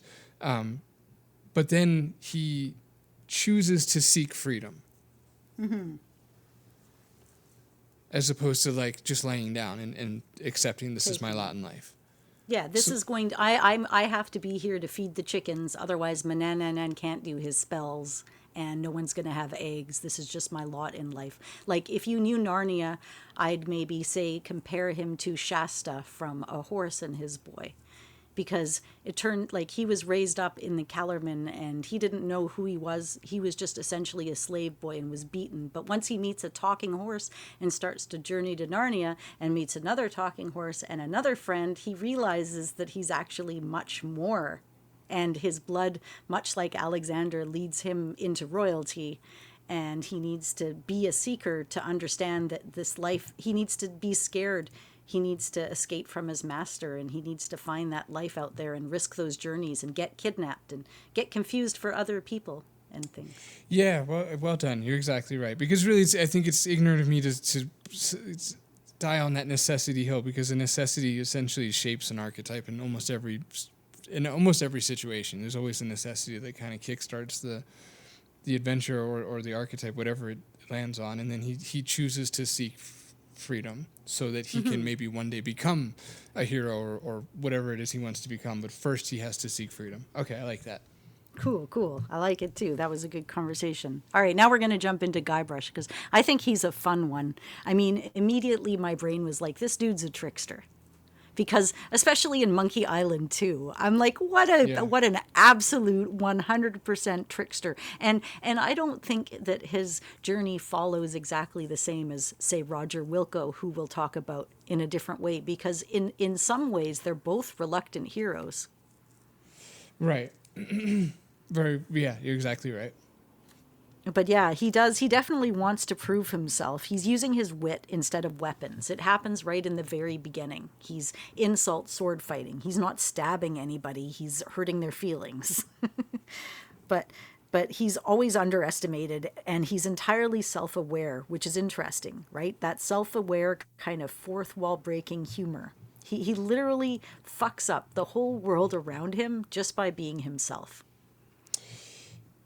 Right. Yeah, you're right. You're making me realize that he is more of a trickster than Roger is, because he is intentionally. Roger's right. A bit of like the hapless. He's not even more of a trickster. It's just funny things happen to him kind of guy. Roger has the same element of chaos, but Guybrush, I think, initiates it purposefully compared to Roger. Roger's more a victim of circumstance, and Guybrush is more an agent of the chaos. Does that make sense? Like, I feel like the chaos happens to Roger, and I feel like Guybrush creates the chaos. More or less. Yeah, he creates it. He's always chasing something, too. He's always like, if it's emotional or even like the treasure, like he's always started it as a seeking something, right? Every single time he wants to prove himself. He doesn't even know why, I think he wants to know the secret of Monkey Island anymore, and why he keeps having to come up against LeChuck and all this stuff. He just knows he can't stop doing it. He's searching for something, and it's absolutely insane, but he won't stop. So to me, he's a bit of a seeker. Yeah, that's true. I think his desire to be a pirate alone is a hell of a case for a seeker, because that's like the pirate's life is essentially the seeker. So if you want to become a pilot, then you're craving exploration and adventure and freedom, open seas. Like that's the whole embodiment of freedom itself and your identity. Because he embodies the whole idea. You know how everyone's like, oh my God, LeChuck, is that him? Now they're going to be like, oh my God, Guybrush was there? Like, think about the museum, right. And if he actually had acknowledgement for all of his past things that he had done. Yeah, and you mentioned the fourth wall earlier, and that's what made me bring up Deadpool for an example of the trickster, because there's that irreverence, I guess, and just that agent of chaos. Maybe that's it. Breaking the fourth wall creates chaos purposefully with that kind of wry smile. I don't think Roger is without that element too, but I guess we're on Guybrush. I feel like we could do a whole episode just comparing these two. I've kind of always wanted to, because they're so interesting and similar. Let's do Roger right after him maybe, so we could bounce back and forth. I was just gonna suggest let's do that. Okay. I'm gonna say for Guybrush, I'm gonna say trickster seeker. Yeah. But you nailed Yeah. it when you said, yeah. Thank you for that. I don't think I would have thought seeker, but being a pirate is to be a seeker. I mean, yeah. Yeah, that's kind of where I put him. And I don't know. I don't like if we're playing the newest one now. Right. And from what I see at the beginning, he's almost acting like the sage in a way, like a Yoda or something. He's like Wise old man. Yeah, like a wise old man. Because he's like, I've been through these adventures. These are the things that can happen. Now I'm passing it down onto you. So I don't think he ended up a hero per se, but I think he did end up a bit of like a guru or a wise person, or at least that's what it seems to be. Like, I haven't finished the game yet. He could end up and going into adventure. Maybe the whole game's not a story. I don't even know, but that's just what I see at the beginning. That's a great note for everybody listening who has finished the game. We're both more or less halfway through it, really roughly speaking. But right now he seems like he's gone from trickster seeker into wise old man. And anytime you have like a child on your lap and grays in your hair and you're telling stories of times past and lessons learned, that's wise old man territory. So and I agree with what you said too. I don't think he is the hero. I think he chooses to do the right thing when it boils down to it, but I don't think he's necessarily heroic. Like you could almost argue that there is an element of selfishness wanting to save who you love. Like, you know what I mean? It's not like... I don't want to save everybody. I want to save Elaine. Right, exactly. I'm walking a tightrope by calling that selfish. But you know what I mean? There is like a personal motivation. It's not like he's just saving an innocent village full of strangers. I like that. So we'll stick with that. Guybrush, canonically, according to us, CGG canon is seeker/trickster. Now, I'm kind of excited to talk about Roger because this has got me to rethink some of it too, because I kind of like, obviously, and I think you probably felt the way, as he starts out definitely as the fool. He's not even like, nobody respects him. Nobody cares. It's like, it's the whole joke. He's literally surviving through dumb luck and timing at the beginning. He's like, you don't have to even be awesome to matter. You just have to show up. Yes. Yeah, exactly. Exactly right. And now I don't know where you took him from that. He still has trickster energy to me. Outside of like fourth wall breaks, which happen in the game, they're screwing with like the systems. But often he's not even doing it. He's like, I don't know, if you're talking D&D, he's probably like chaotic neutral. He's not even malicious. He's not even noble, but he's unraveling these great grand schemes all around him. He's not even in the rules. He's on the edge of the rules. Nobody cares. He's totally underestimated, but he makes people that are super powerful look foolish. It's almost like he's the unintentional trickster. He's I don't know, Bugs Bunny in space or something. He's just standing there eating a carrot, and mayhem is going on around him. Right. See, and that's why I attribute a healthy portion of trickster to him, because he does have. There's a. I think I tend to see him from the outside as somebody in which things just happen to, like he's just walking through a storm of circumstances. Things fall into place around him, but when you're actually playing the games and being Roger Wilco, your agency in the world, his go-to moves are usually that of a trickster. They're usually just create a little bit of chaos and hope it works out. Yeah, he gets thrown out of ships, and he's just, you know what he does? He's underneath all of like the stupid gags and everything else. He's kind of a character who simply refuses to quit. Because, you say that it all happens to him, maybe, but he doesn't give up. He doesn't stop. Like, he's like, in a way, there's like a hidden depth, almost seeker to a small point. Because I know he's a funny character, but he does want something more. Sometimes he just wants to survive. Sometimes he actually wants recognition. Sometimes he actually wants love. He's a seeker, but I think he turns into a hero, but maybe accidental hero. He's not like a ruler. He becomes weirdly competent over time. Yeah, that's a good one too. I think there's a case to be made for hero. I know I know a lot of people disagree with that. Well, I don't know about a lot of people. I know specifically Trolls disagrees with that, but that's a significant disagreement because he is the Space Quest historian. Credit where credit's due. He earned that moniker.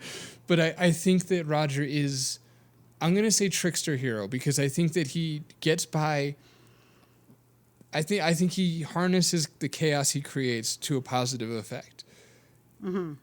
And I know earlier when we were talking about Guybrush, I was like, Guybrush creates the chaos, whereas it more happens to Roger. But if I really, really think about it, like when you're actually, again, playing the games, like it's not like Roger, you don't just, like you do interact with the world. You don't just walk through Space Quest while things happen to Roger. You know, like you do a lot in these games. Roger does a lot of things and creates a lot of chaos and uses that to his advantage.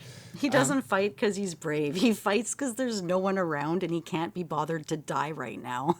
Right, can't be bothered to die. Nice. But he constantly dies. He keeps going. That is like, to me, that is the metaphor for human resilience and stubbornness. He never actually becomes perfect. It's all ridiculous. He's even traveling through time. It's not, he falls forward and he saves the universe over and over. He's like the hero with the, go ahead. I was just saying he's like the archetype of hero with a mop. It is humility and accidental greatness. So I think like he starts clueless, takes on even mentoring and legacy roles later. He does find love. How many multiple cosmic threats does he defeat? That's a whole arc. Like he goes through all of it. He gains the love. He goes through the trials. Like that is a hero's journey. Well, there's one moment that makes him a hero to me. I think inarguably, I really do, and that is when it's in Space Quest 1. I'm picturing. I got it. Yeah, Space Quest 1. I'm picturing it as in the VGA version, so it's messing with my confidence on which Space Quest it was. But yeah, Space Quest 1, where he gets this spaceship off of Yulin's Flats. This is like the end of the, like he's got his own spaceship and he can just run away, and he doesn't. And instead he goes into the belly of the whale. He goes directly into the danger, voluntarily, to shut down the Star Destroyer. I forgot the name. And that's the choice. That's the moment when you're like, you've become a hero. Exactly in that very first game, he escapes. He could leave and nobody would blame him. They'd be like, that's messed up. But he goes to a hostile planet and he's like, oh, I'm sorry. I don't want like this to fall into the evilness. I'm gonna refuse to take the easy path, and I'm not gonna be the fool at that moment. I'm gonna seek the issue, and I'm going to run into it. And that's not a foolish behavior. And I think you could argue that everything leading up to him getting that spaceship was for his own survival. But once he has that spaceship and he's out in space and you can see the not Death Star in the distance, and he makes the choice to voluntarily go into the belly of the whale and shut it down so that it doesn't destroy it.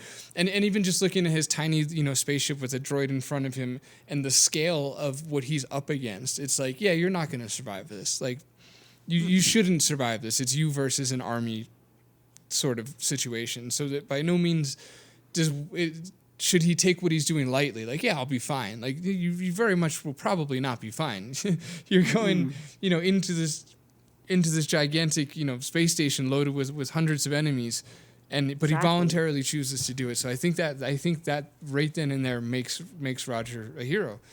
It's true, and he does it over and over again throughout the rest of the series. That is literally just the first example of him doing that.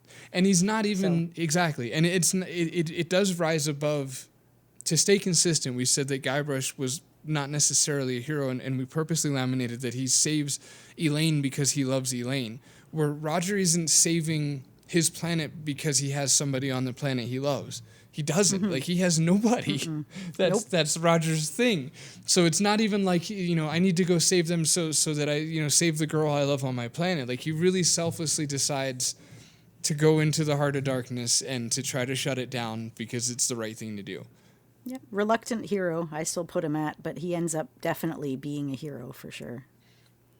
Reluctant hero is exactly right. Yeah, I would say he's got a little bit of trickster in him, And like Space Quest 5, he's got a little bit of Seeker in him. But yeah, Reluctant Hero is perfect. And then we can't talk about all of this and even mention earlier a little bit of Nancy Drew without talking about Laura Bow, because she's an interesting one, I think. I mean, because you're not going in saying, who's the hero of this game? Oh, it's Laura. Like, she doesn't even prevent anybody from getting killed. Right? Right. But I will tell you, she's the observer for sure. Like she's not doing any fighting. She's watching, she's listening, she's investigating. It's all like the whole idea of the series is she's an invisible witness to other people's secrets and lies and crimes. Yes. I guess there is something heroic very in... secret. Sorry about that. Yeah. You do it. Sorry, say that again? I was just saying that I was going to go into the next thing, so go ahead. Okay.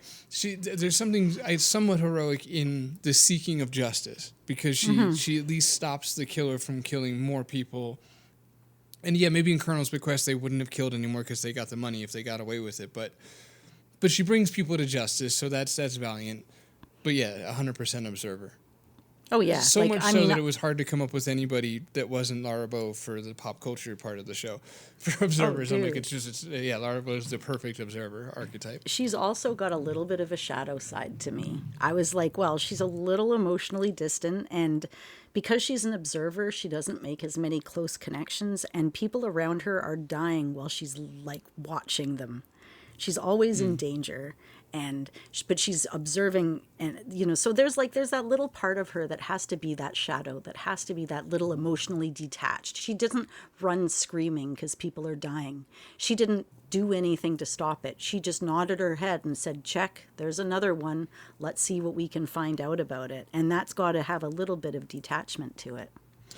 Yeah, I think you could make an argument for integrated shadow with that. Yeah, I agree. Comfortable with the darkness to an extent, perhaps even knowing what she's capable of if she was in danger. That she would be capable of matching. Yeah, because she's innocent. She's always underestimated. She's got this like nice Southern accent. She's super polite. She's super like, I don't know, it's a male-dominated place, so they're just like, who is she? Nobody cares. But because of that, people let their guard down around her. Right, she's kind of weaponized that people undermine her. Yeah, she's like, she's innocent, but on the surface. Yeah, exactly. And I would say to what you're saying, she's not the innocent as far as the archetype, because she's really, it's almost like an act. Like, she does sound naive, but I think she knows that she does. Right. Mm-hmm. I agree. That's where that shadow comes in a little bit, though. I think. Right. Because but I mean, she's kind of like a sage. I can see you have that in your notes too. Because of observation, she learns things like, I don't know, especially in the second one, it's a lot darker, and she's still wholly committed to what her truth is and what she needs to find and do. She became a sage over the course. She wasn't, at the beginning, she was more like innocent almost, and kind of came more sage in the second one. Yeah. Yeah, well put. I agree with all that. Yeah, man, I was just thinking it's really shame we didn't get a third one. I'd like to see more. Well, let's talk a bit about the shadow.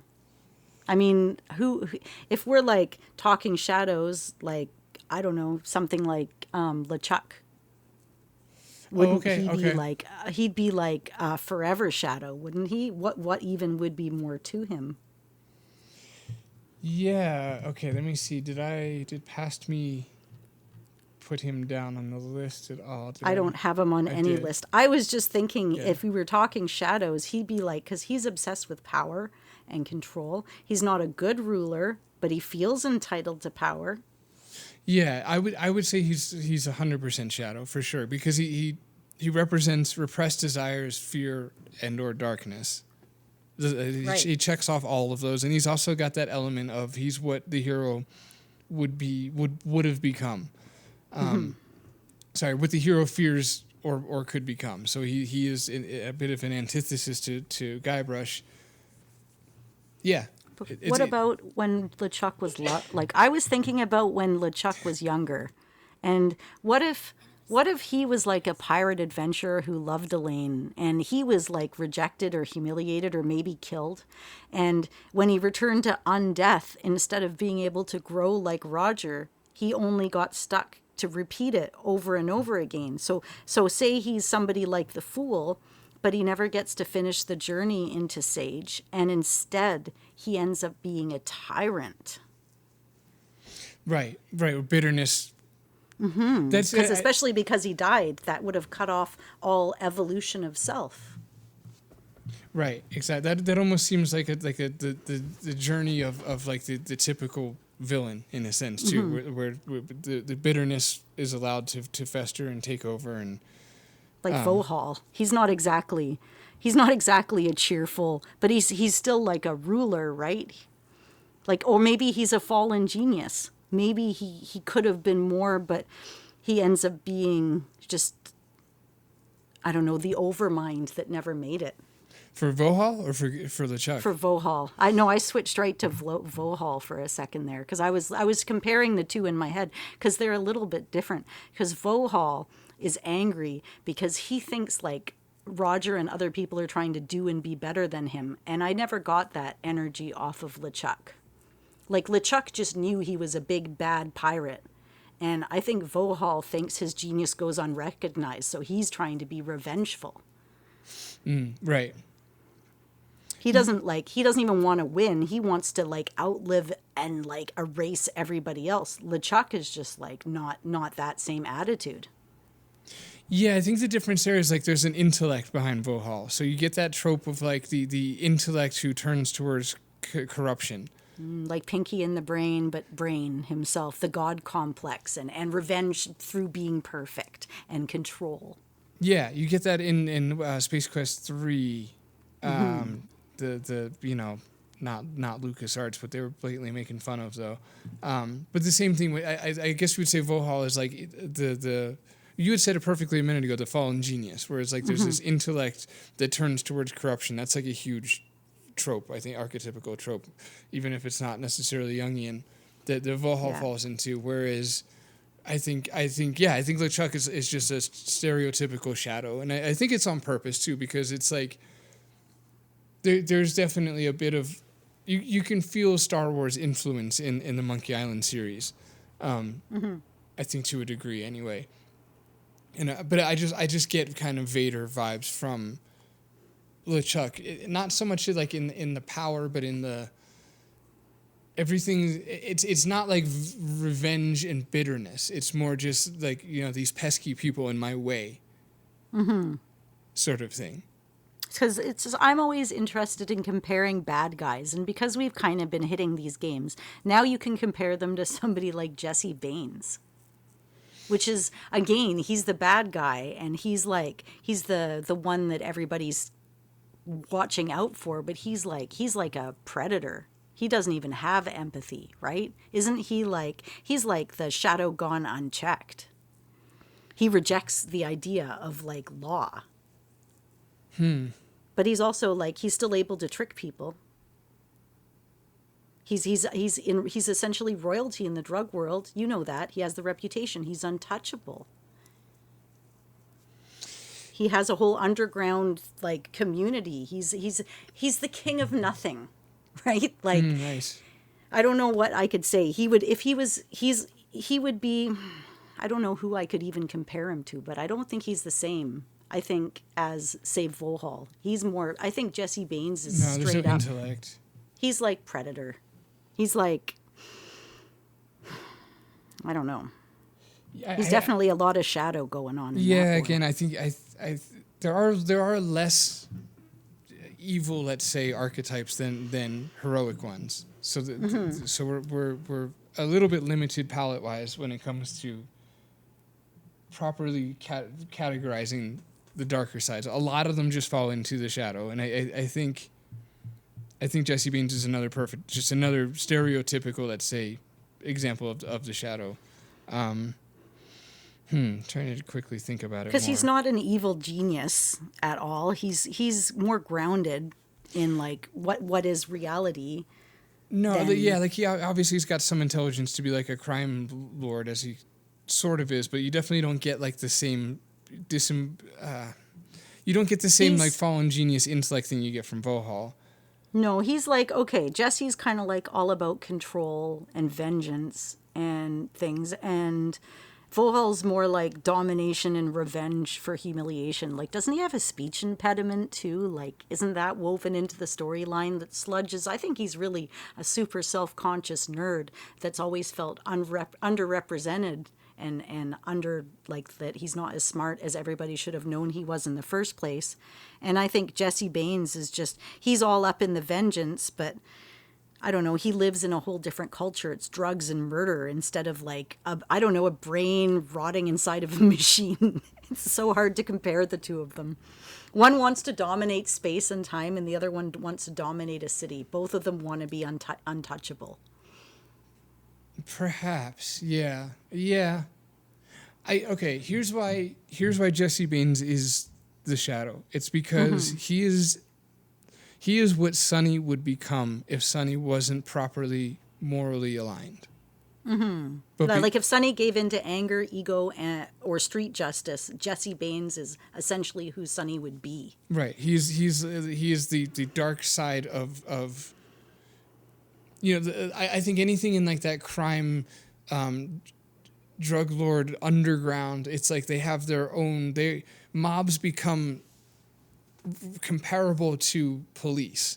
Like they can be very organized and they have a ranking and a hierarchy within the mob, just as there's a hierarchy within the police station, and essentially that they're working in the opposite direction of the police. Their aim is down and the police's aim is high. So I think that Jesse Baines is everything that Sonny would be if Sonny wasn't morally oriented towards the good. Jesse Baines is like the scary predator that's at your door, and he's got a smile and he's not afraid to die. And Vogel's like, he's like the virus in your bloodstream. He's immortality in a different kind of a way. Jesse Baines is like, shoot me, motherfucker, I dare you. And Vogel is like, he's the opposite. He's like, I'm going to live forever and I'm going to look down at all of you as you finally understand that I'm rightly where I am and who I should be to you now. Yeah, well, Vogel's just a lot more intellectually oriented than Jesse Baines is. He's a lot smarter than Jesse Baines.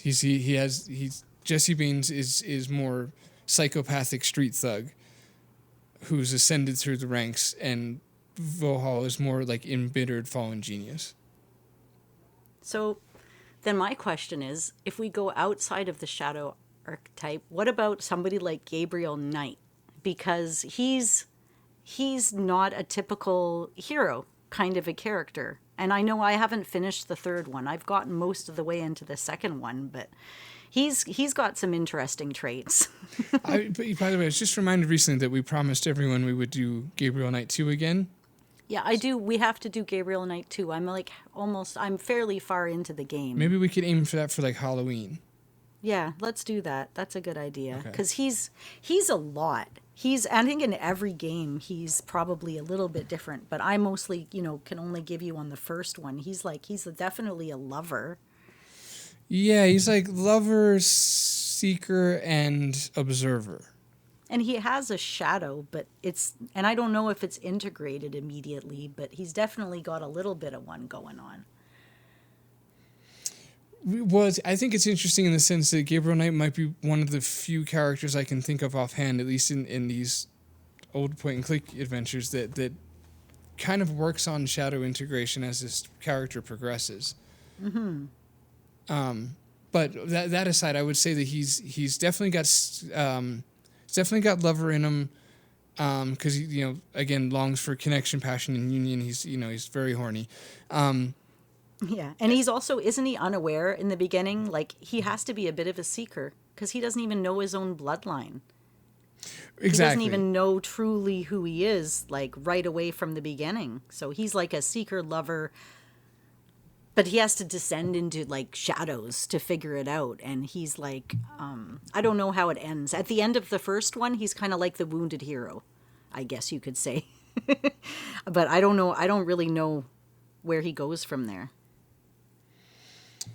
I think in the first one he starts as like trickster lover, because the trickster isn't just the agent of chaos. There's also like an element of like subversion and unexpected insight, Exactly. And he definitely has all three of those, probably least of all chaos, but he definitely has subversion, unexpected insight, and a little bit of chaos. He's got the lover thing going. He's definitely a seeker, because when he hears gossip around town, he wants to go find out what's going on. He pokes his nose into things that he doesn't have business. You know, he's nosy. He rolls his sleeves and gets all up in everyone's business about everything. That's the seeker in him. And then he also has this investigatory sort of observer thing where he does. That's not true though, because I guess it really, if we're going by the book, and we are, I guess, is the observer supposed to watch and understand without direct intervention, like pretty strictly. Like that's kind of what makes an observer, right? As soon as you interfere. So in other words, like that scene in Gabriel Knight 1 where he's at the crime scene. Like he might even get kicked out. He's all up in their business. He's not just standing on the outskirts observing what the police are doing. Like he constantly puts himself in the middle of it. So he can't be observer, but he can definitely be seeker and trickster. Eventually a hero.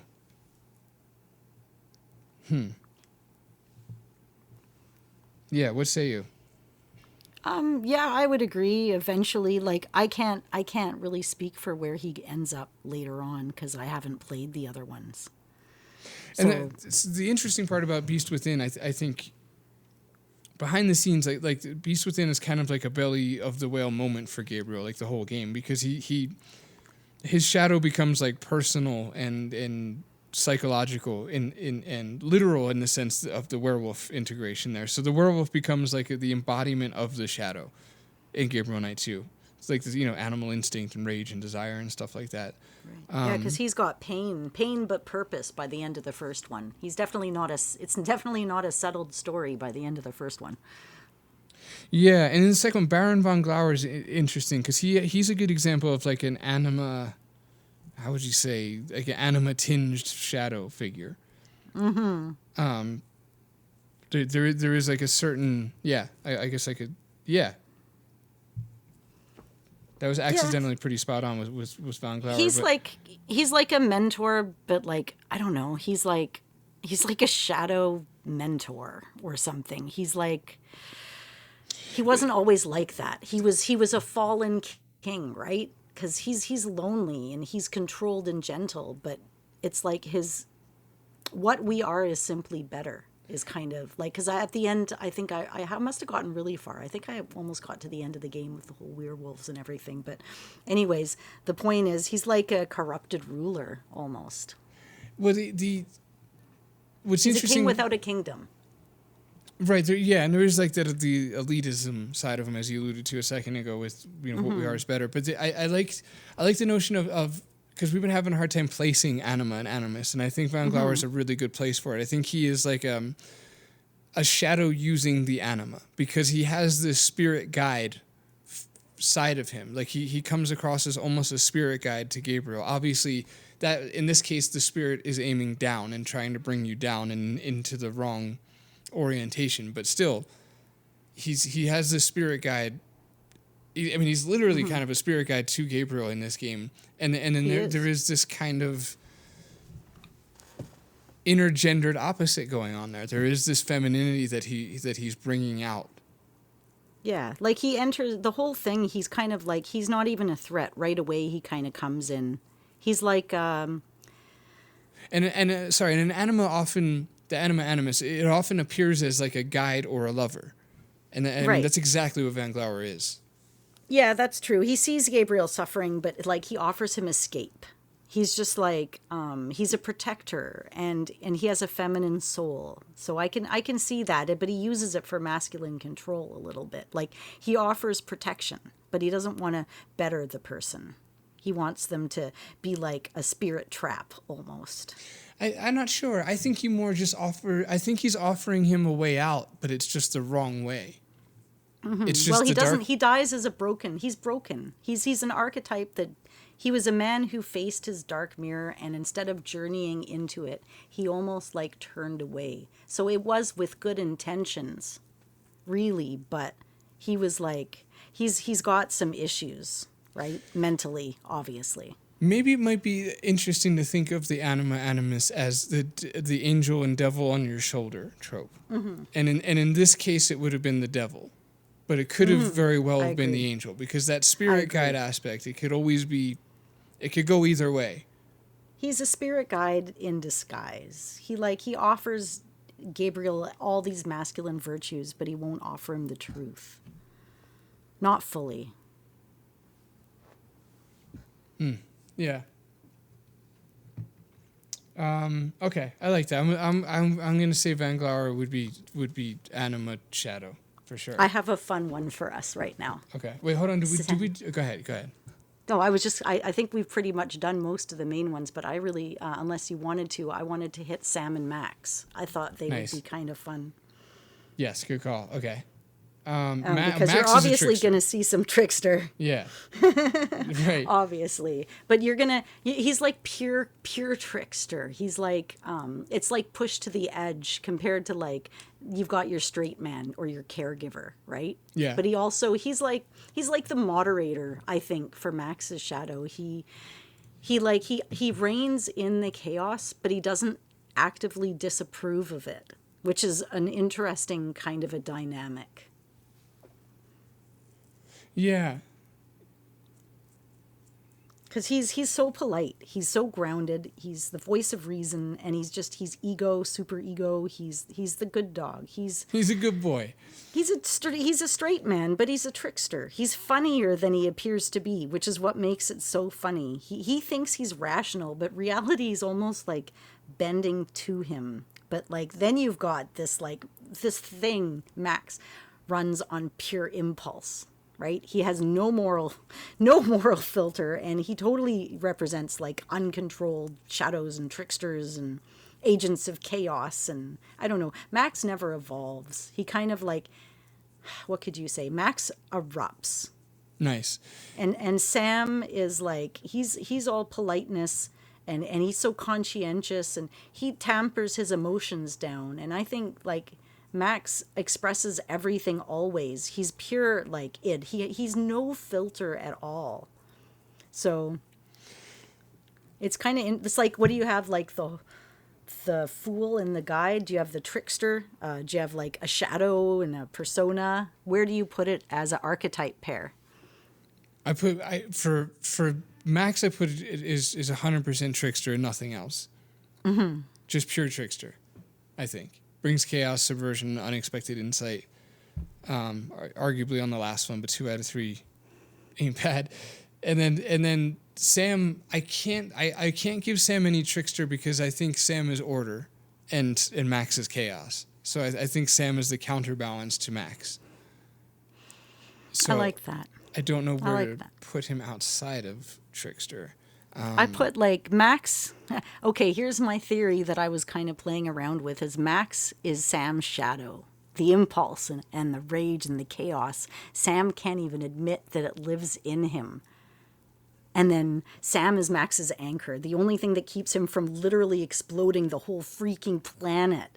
And they are the psychic self. They're breaking down the whole fourth wall and they're throwing it at somebody. Mm-hmm. It's putting them together, because I think that's the integrated self, Sam and Max together as one. Because if you have either one of those, you're not going to get what you're looking for. But it's like they don't evolve. The world devolves around them as chaos ensues.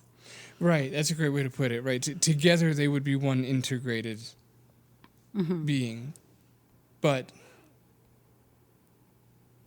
because they're not, then you're left with the fragment of all trickster and all. I don't know. I still don't really know where to put Sam. Mm-hmm.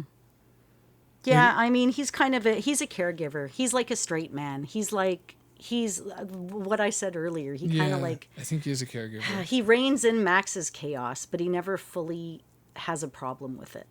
So Well, it's he's that compassionate. constant. He may lose himself in serving others, and that's what he's of service to others. Yeah, I think so. Kind of like, but in a slightly different way than I don't think you've ever played the Stanley Parable. Mm-hmm. But the narrator is 100%. He's a self-aware observer, but he's kind of like, He's the shadow ruler. He's obsessed with control and the illusion of choice. And he rules the whole kingdom and he tricks you, but he's also the overseer. And he has all the knowledge and the wisdom and he knows everything. If you've never played that game, it's really quite a ride. Yeah.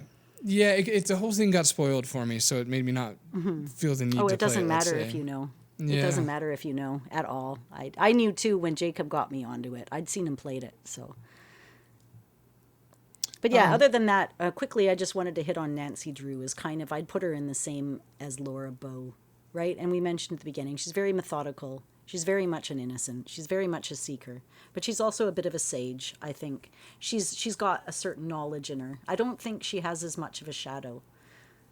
Like, I think she's a bit more sweet and innocent and on the surface and not as complex, maybe, as Laura Bow.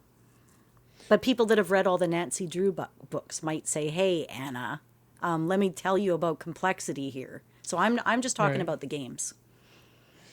Yeah, I just know her as a detective. All I could really say is I would just assign her observer going on what Laura Bow is. I don't know the nuances of her character at all. Hey, what about Rosa? What's her name? Rosa from the Blackwell series. I think her last name is Blackwell, isn't it? Is it? But I don't know. Because I was thinking along the lines of detectives and things, and I don't know how many of them that you've played.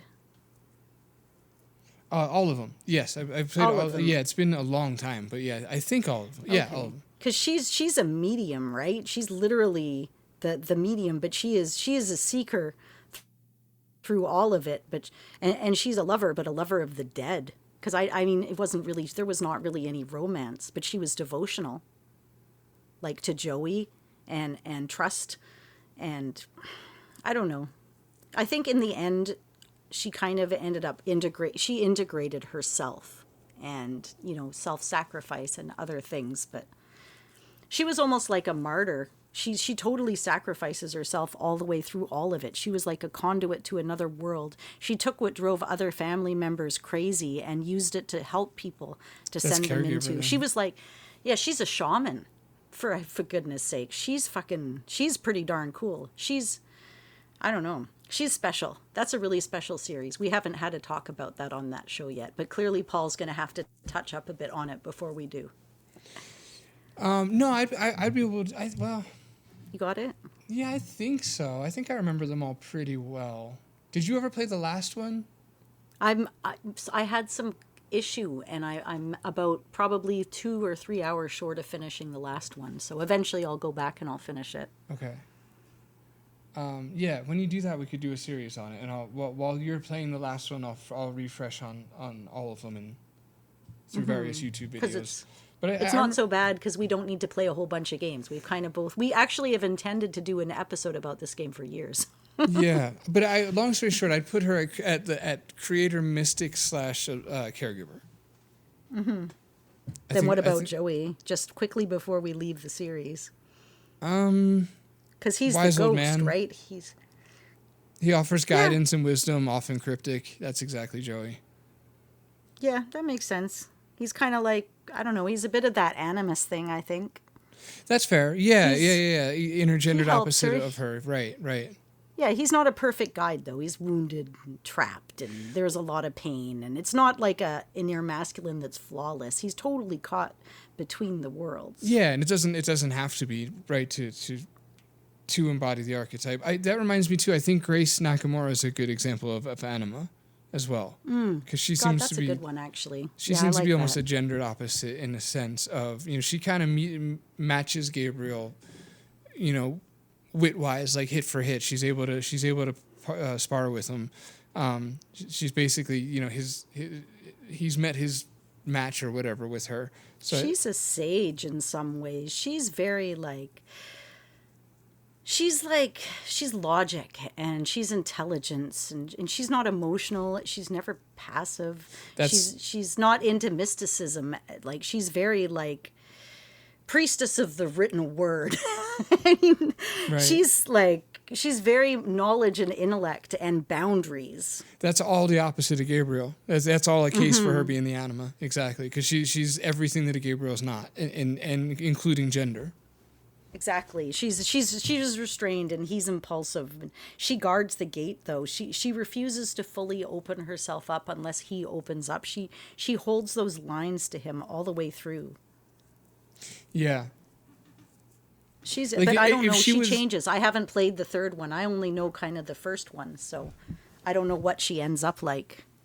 Well, I think another interesting element to this that we haven't mentioned, but we've kind of run into a few times and just kind of plowed through it, is if the character was the main character in the story, then their archetype would probably change. Like if we were to do let's say a pseudo psychological breakdown of Grace, then I don't think she is more than just the anima to Gabriel. But as far as her role in the Gabriel Knight series, she's the anima to Gabriel, and that's it.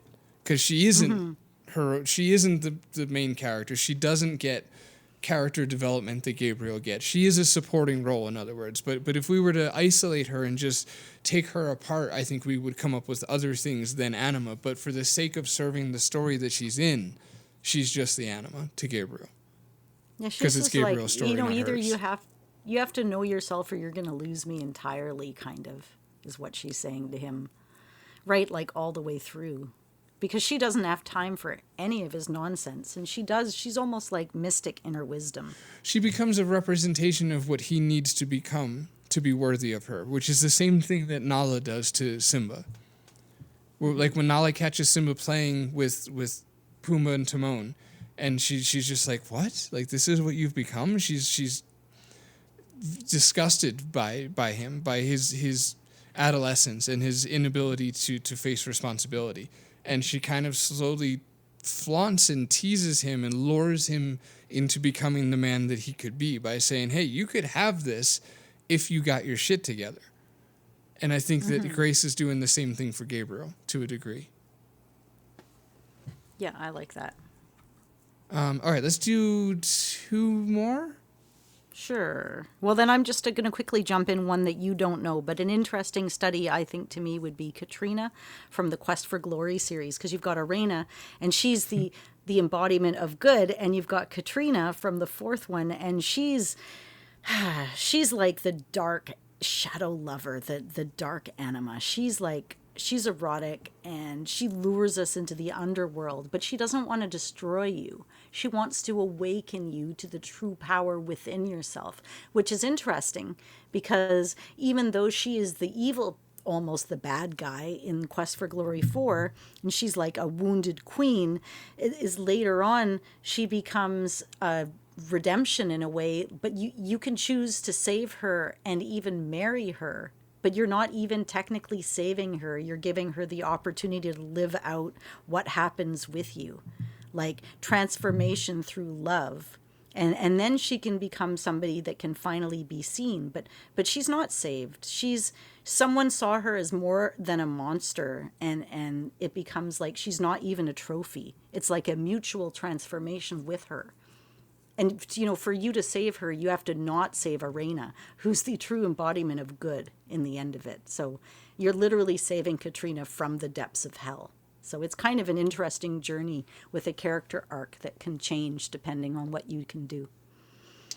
Right. Quest for Glory, it's, the hero in general is interesting because he's not necessarily the hero. It just depends. It depends largely on what you decide to do with him. It's true. And I mean, the fact that he is you, which is why he has no name and no identity, also makes it kind of a neat idea. Because in all of the other ones, the hero is you. You're Roger. You're Guybrush. You're Rosella. You're Alexander. But in Quest for Glory, you're you. You're the hero. Yeah.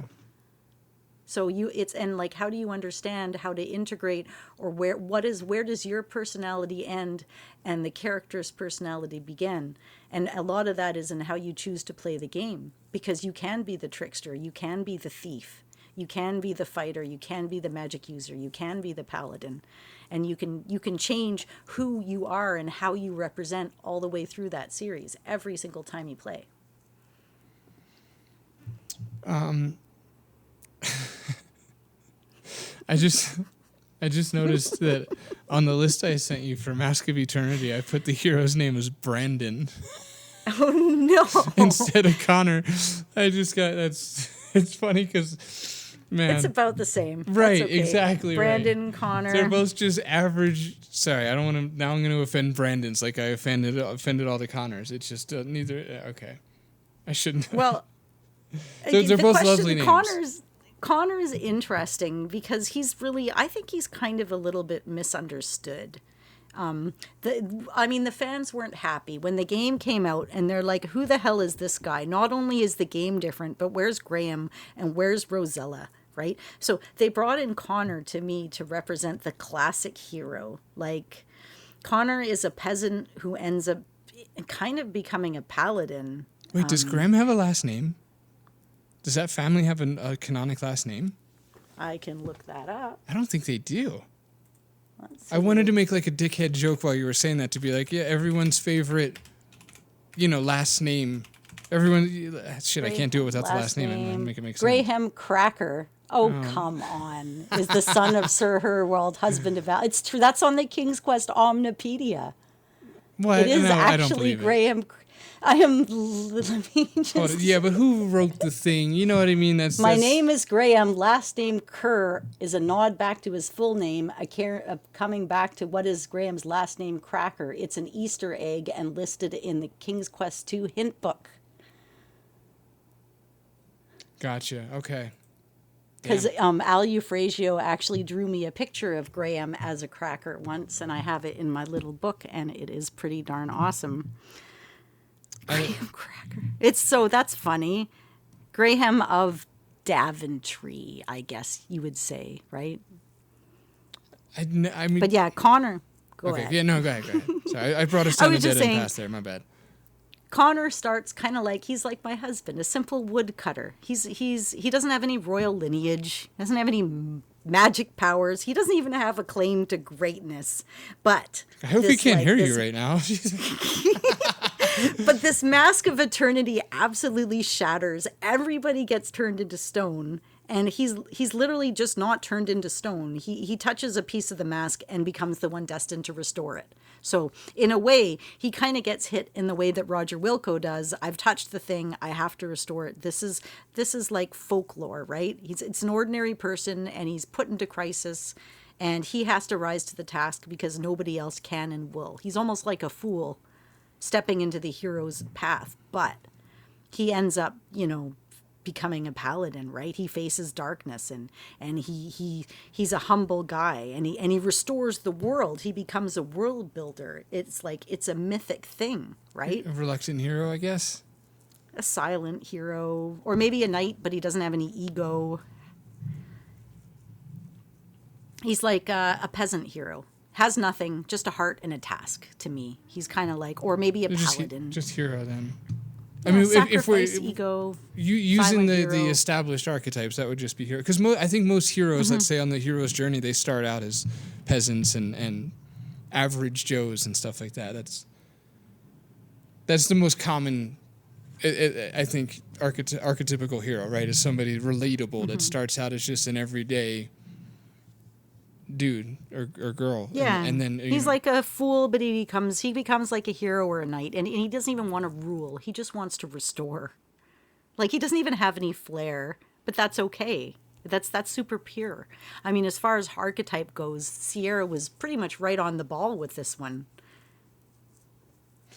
Yeah, I mean, as most of them are most of the time, because that's like the fallback story, especially a hero's journey. Like our beloved Gold Rush is another, just plain old hero's journey. Gerard leaves what's comfortable voluntarily to seek adventure, and he has ups and downs, and then he returns back home with what he gained on his adventure, which in this case would be wisdom and gold. Yeah, it would definitely be wisdom and gold. He's a seeker all the way through. He's like he almost is like a hero's journey, but it's grounded in realism. He's like, I would say go he's. ahead. I think he's a hero's. It is a hero's journey, but Jarrod himself is a seeker. Yes, because he's not. He is. He's like Moses or something. He's like he's leaving Egypt to go see the Promised Land. Seriously, it's a pretty big freaking deal. Oh wait, you know what? Though, hold on. He is going to save his brother, though, isn't he? Is he going to save his brother or just meet up with his brother? He's trying to seek and seek the bond. I don't think he's going to say he's chasing his missing brother because he thinks his brother's in danger. Didn't he? Oh yeah. In the letter it said his brother is like he's on the run from the law or some bad things happen. That's why he gave the gold. It's like a symbol of their bond. But what's a big difference there though, because if the brother is in danger, then he is acting heroically. If the brother's not in danger and he's just going to be like, oh, fuck it, my brother's in California getting rich, I'm going to join him, that tilts him towards seeker. But if his brother's in danger, that tilts him towards hero. Does that make sense? Yeah. I think he doesn't know if his brother's in danger. I think because it wasn't fully what's that sure letter his say? brother might be in danger. Let's see if I can look that up. All right, I'll say stuff while you look it up. Jared's name is Jarrod. It's a ridiculous name. And Gold Rush is the most underrated Sierra game there is, and you gotta play it. We didn't do Conquest of Longbow because that's Robin Hood and everyone, same with Indiana Jones. They both kind of just fit into their movie. It feels too pop culture-y as opposed to adventure gamey, so that's why we didn't do that one. I don't know. I can't see it. I'd have to go through a playthrough. I'm not going to do that now. But yeah, definitely there was a gold flake. His brother had struck gold. So, I think a part of it was that he wanted to see what was up. That's fair. Yeah, dang it. All right, let's just leave it then, because I think the difference is made in whether or not his brother was in danger, right? Because if he goes. His brother was, okay, I'm seeing it. His letter was really cryptic. I'm just reading on the Sierra online thing here, but it was really cryptic. It says to come to California before it's too late, but it doesn't say why. That sounds like for gold. Yeah, so he's like, Jake wasn't about to die, but he was in the kind of danger that matters of being lost in time, never being found. Wait, what says that? Are you riffing or does it say that? I'm riffing off the Sierra chest stuff here, but... Because if it's... Is there any implication in the game that he's in danger? Yes, he wasn't in danger or in depth of pursuit, but because his letter was so cryptic, I think it led him to believe, Jared to believe that he could have been in danger. Because I think it was phrased that way, like emotional, if nothing else, emotional danger, I guess. See, but I don't, because I kind of hear that as like, hey, we're in the middle of a gold rush. If you don't get out here soon, there'll be no more gold. So in other words, I feel like it can be interpreted without any danger at all. If it just means like, hey, come out here soon before there's no gold left, and that there's no danger there, that's more just a selfish for your own gain. There's no get evidence.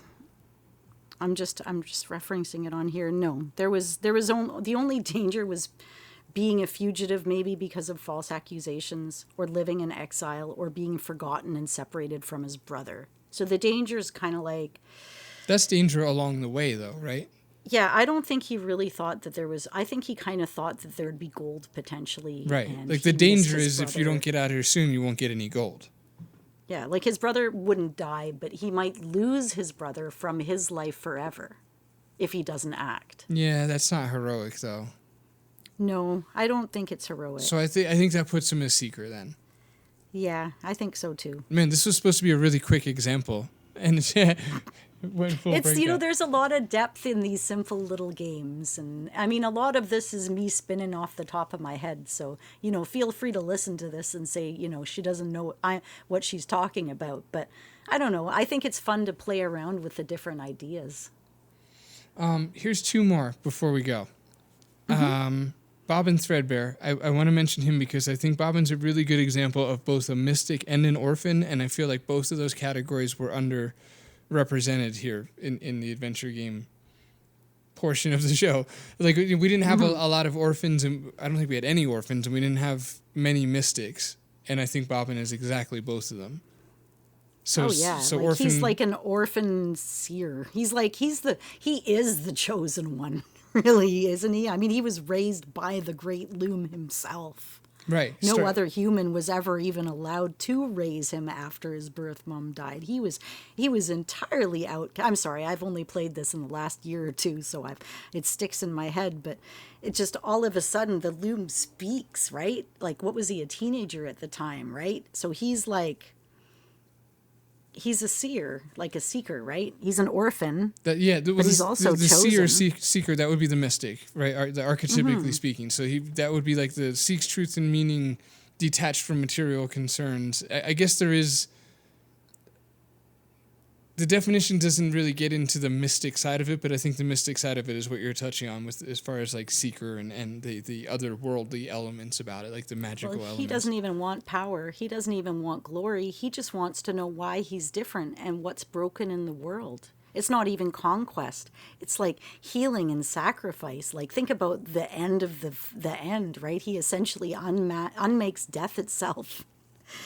And yeah. He gets a small child wild, killed. Man. Yeah, he does. He really does, yeah.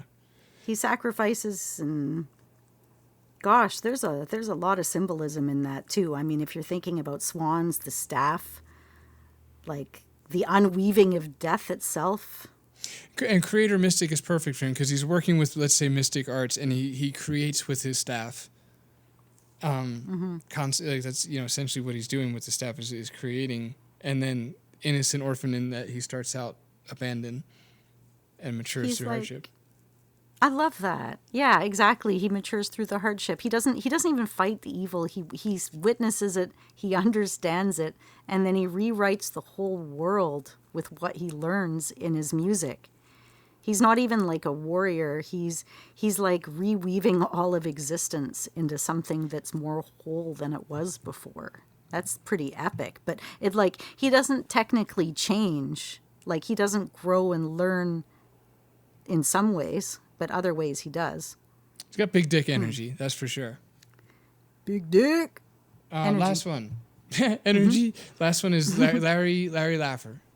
Because that's a good one. Yeah, he's such an outlier compared to the rest. So for this one, there's an archetype that isn't Jungian that I wanted to mention in this episode at some point, and that's where this is going to happen in. So I kind of made this one up, but I'm not like the first to observe it or anything like that. It's a thing. It just doesn't have a name, so I gave it its most obvious, the name that it should or would have, which would be like the Peter Pan archetype, and an example of the Peter Pan archetype would be Peter Pan, but would also be like perhaps Ferris Bueller. It's somebody who refuses to grow up, and they cling to freedom or irresponsibility. Sorry, they cling to like youth or freedom or hedonism or their way of life, and end irresponsibility.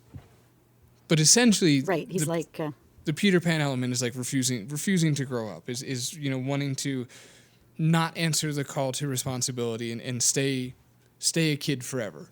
And I think Peter Pan's the best example of that because, well, there's a cost to that, and the cost is Wendy grows up and marries someone else. Because he refused to mature emotionally. He avoided responsibility and depth. He lived in fantasy, and he's charming, but he's like super naive, and he's surrounded by women who mother. Yeah, and it's like it's almost easy to forget that element of the movie, but like he doesn't get the girl. The girl grows up and moves on without him and marries a real man, let's say, and Peter stays a child with Tinkerbell, who's the problem with Tinkerbell is that she's not real. She's not a real girl. So he's clinging to delusions of adolescence instead of growing up and facing responsibility. Yeah, he's like, I don't know, Larry's like a tragedy comic version of Peter Pan. It's like he's in a world that keeps changing, but he refuses to in his own way because they both kind of refuse to grow up in their own way. Peter Pan refuses to grow up at all, and Larry is still trying to be a 70s ladies man in a world that is no longer in the 70s anymore. Yeah, and Larry is essentially like a high schooler. Yeah. Peter Pan might be a little bit more like elementary schooler, refuses refusing to leave elementary school, whereas Larry is refusing to leave high school. Mm-hmm. Like actually settle down, make sacrifices that'll. No, exactly. They're not willing to do the next step, to take them to the next step. Larry gets caught in leisure laugher mode and Peter Pan gets caught in the same way. It's like Larry's almost like the darker side of Peter Pan. He's all narcissism and he can't commit or change and he lives in a loop. And that gives him a psychological depth to me that Peter Pan kind of didn't have. It's like, I'm older and I'm vulnerable and I'm real, but Larry, he'd rather make a joke. Or like chase somebody in a hot bikini. I don't know. He's like the middle-aged Peter Pan. So yeah, if he's middle-aged Peter Pan, but he's still in high school, then Peter Pan is still just a kid, just before puberty. Like 12 years old. Right? Yeah, maybe it's something like Peter Pan has the ability to stay in Neverland and actually not grow up. Whereas like Fry's a little bit like that, actually, from Futurama. Right. Larry, I don't know. Go ahead. Larry's actually in the real world, and he's like a gritty example of how Peter Pan would play out if you couldn't stay in Neverhood. That's a good point. I like that. Or like, I don't know, BoJack. I don't know if you've ever seen BoJack, but it is one of the best shows probably ever in existence. But it's kind of like that same kind of attitude or idea. Like, you know, the guy you can always call to party and drink a beer with, even though it's 3 p.m. on a Thursday. That guy. Right. Dennis Miller had a quote where it was like, people that are fun to get high with make shitty roommates. Right. That's a good kind one. of that. I love it. But yeah, that's what it, because Peter Pan, you have to abstract yourself what it might look like for an actual person to do what Peter Pan did. And I think that abstraction looks like Larry. Where it's just really sad and kind of hard to look at. Like, dude, come on. Everybody else is kind of like, kind of grew up at some point, and he's which is interesting about Peter Pan. The reason that the alligator is constantly chasing Hook with the clock in his belly is because the clock is the reminder of death, and so Peter Pan sees Captain Hook as everything that he doesn't want to become, which is like the embodiment of. It was obviously a poor representation of it, but this embodiment of adulthood and facing responsibility. He was like, why would I want anything to do with any of that? And because he's watching Hook being constantly chased around by the fear of death, by the clock ticking that comes for everybody. And he's just like, I think I'm just going to stay here and avoid that whole thing. So much symbolism. Which is interesting. But anyway, Larry is, I think, what would happen if there wasn't Neverhood and you had to step out of that realm and allow gravity to aid you, and you're still just chasing women around like it's 10th grade. And that's true. Yeah. Because he was living with his mom before his adventure started, right? Like, he literally moved away from his mom's house and was like, I'm off into the world. So all right, we're gonna stop. We have more, but we're gonna stop. we didn't mean to get carried away in the beginning there with all the pop culture stuff, but it was fun. Hopefully you guys had fun too. I think, at least for me, the podcasts that I listen to, I end up just wanting to hear what the hosts have to say, and it stops being about the actual topic at some point. Hopefully that's happened to you. If this was your first episode, then it was probably your last. Fair enough. Just like, this isn't an adventure gamey at all.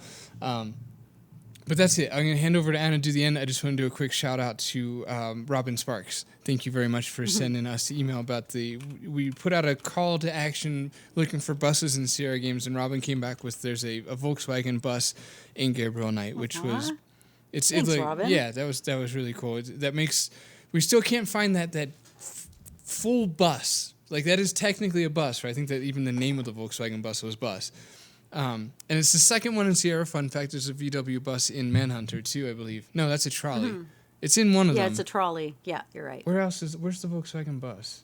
There's another one. I think there might be one in a Manhunter too. I don't know. A few people responded. I wanted to say a shout out to Helen for really putting the work in to research it, scrubbing through all sorts of games and playthroughs. There was one in Gabriel Knight, I think you found, and various other sort of almost buses. So thank you for being awesome. I really appreciate you. Yeah, that was, and also shout out to Michael Locke too, who we're gonna have on the show in the future for an episode or 3. And Michael, if you're still listening at this point, I'm gonna email you back soon. You'll see. I'm a week or 2 behind on that, but I gotta get him back. But yeah, not really one of Paul's strong suits, but No. he shows up right here with me every other week, and you get to hear what he has to say, even if he doesn't respond. Okay, do the But he thing. will. Okay, do the thing. Yeah, so thank you, Patreoners. This show really would not happen without you. So thank you for making it possible for us to continue to do what we have a lot of fun doing. So Gareth, Mick, Christopher, Brian, Chapman, Jeffrey, Mark, and Yanis, or Ian, and everybody else, also Tim. Thank you so much for being a part of the Patreon. I'm going to take a quick mention to just say everybody else that's there, no matter what level you're at or what tier you're at, or even if you're just following because you want to hear the updates and see what's going on, all of that really motivates us to keep doing this. So Yeah. find us. Thank you to everybody, and thank you also to Ian for playing the Phantom Fellows and posting about it. That was super dope. Yay. Yeah, we've gotten some wonderful reviews and really appreciate those coming in. I don't know how some people get to those gigantic big numbers, and so at this point everyone matters and always will. So thank you. Even just a few words is great. So yeah, definitely pick up the Phantom Fellows if you haven't yet. If you listen to this show and you haven't yet, then you probably will want to. It's a lot of fun, and you can even go back and find the episode where we talk about the creative ideas behind it and sort of some of the behind the scenes. Otherwise, you can find us out there on Twitter. Did you know, Anna, that episode is in the goodies and extras on GOG when they download the. When they download on GOG you can download little goodies. It gives you like wallpapers and shit like that. I put that episode in there. That's amazing, actually. It's No, adorable, I right? did not know that. That is super adorable. You can find the Phantom Fellows on GOG and also on Itch, on Fireflower, on Steam. You can Google it up. There's some, there's avenues out there. Mac You'll App find Store. it. It's new on the Mac App Store. So Yep, go find it. Not on the Android App Store yet, but that's okay. He wanted to learn how to play it on a fruit before he learned how to play it on a household building material. man, you have no idea, guys, how determined she is to make this fruit apple joke work. It's constant. The amount of times I've been told apples don't have windows in them is just you would not believe it. So yes, say hi. We're on Twitter at CGG Podcast and at the Phantom Fellows. We're also on Blue Sky, so I know that's the cool place to be, and I'd love to meet you all there. So come up and find us. We're there as the Classic Gamers Guild, and we're also there as Phantom Fellows. We're trying to be there. We're trying our best. It's a really good start. demotivating. We've spent a lot of time working our way up to almost 4,000 followers on Twitter, and then everyone's like, bye.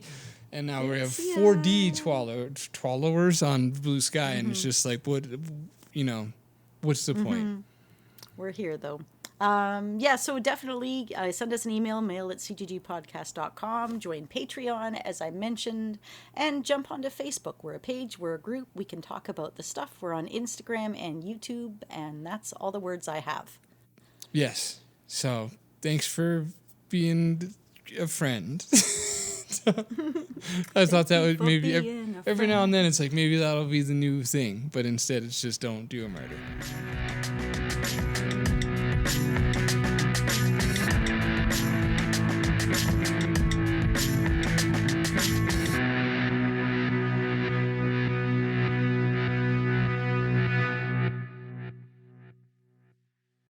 Yeah, you can sit on a fence post, my guy.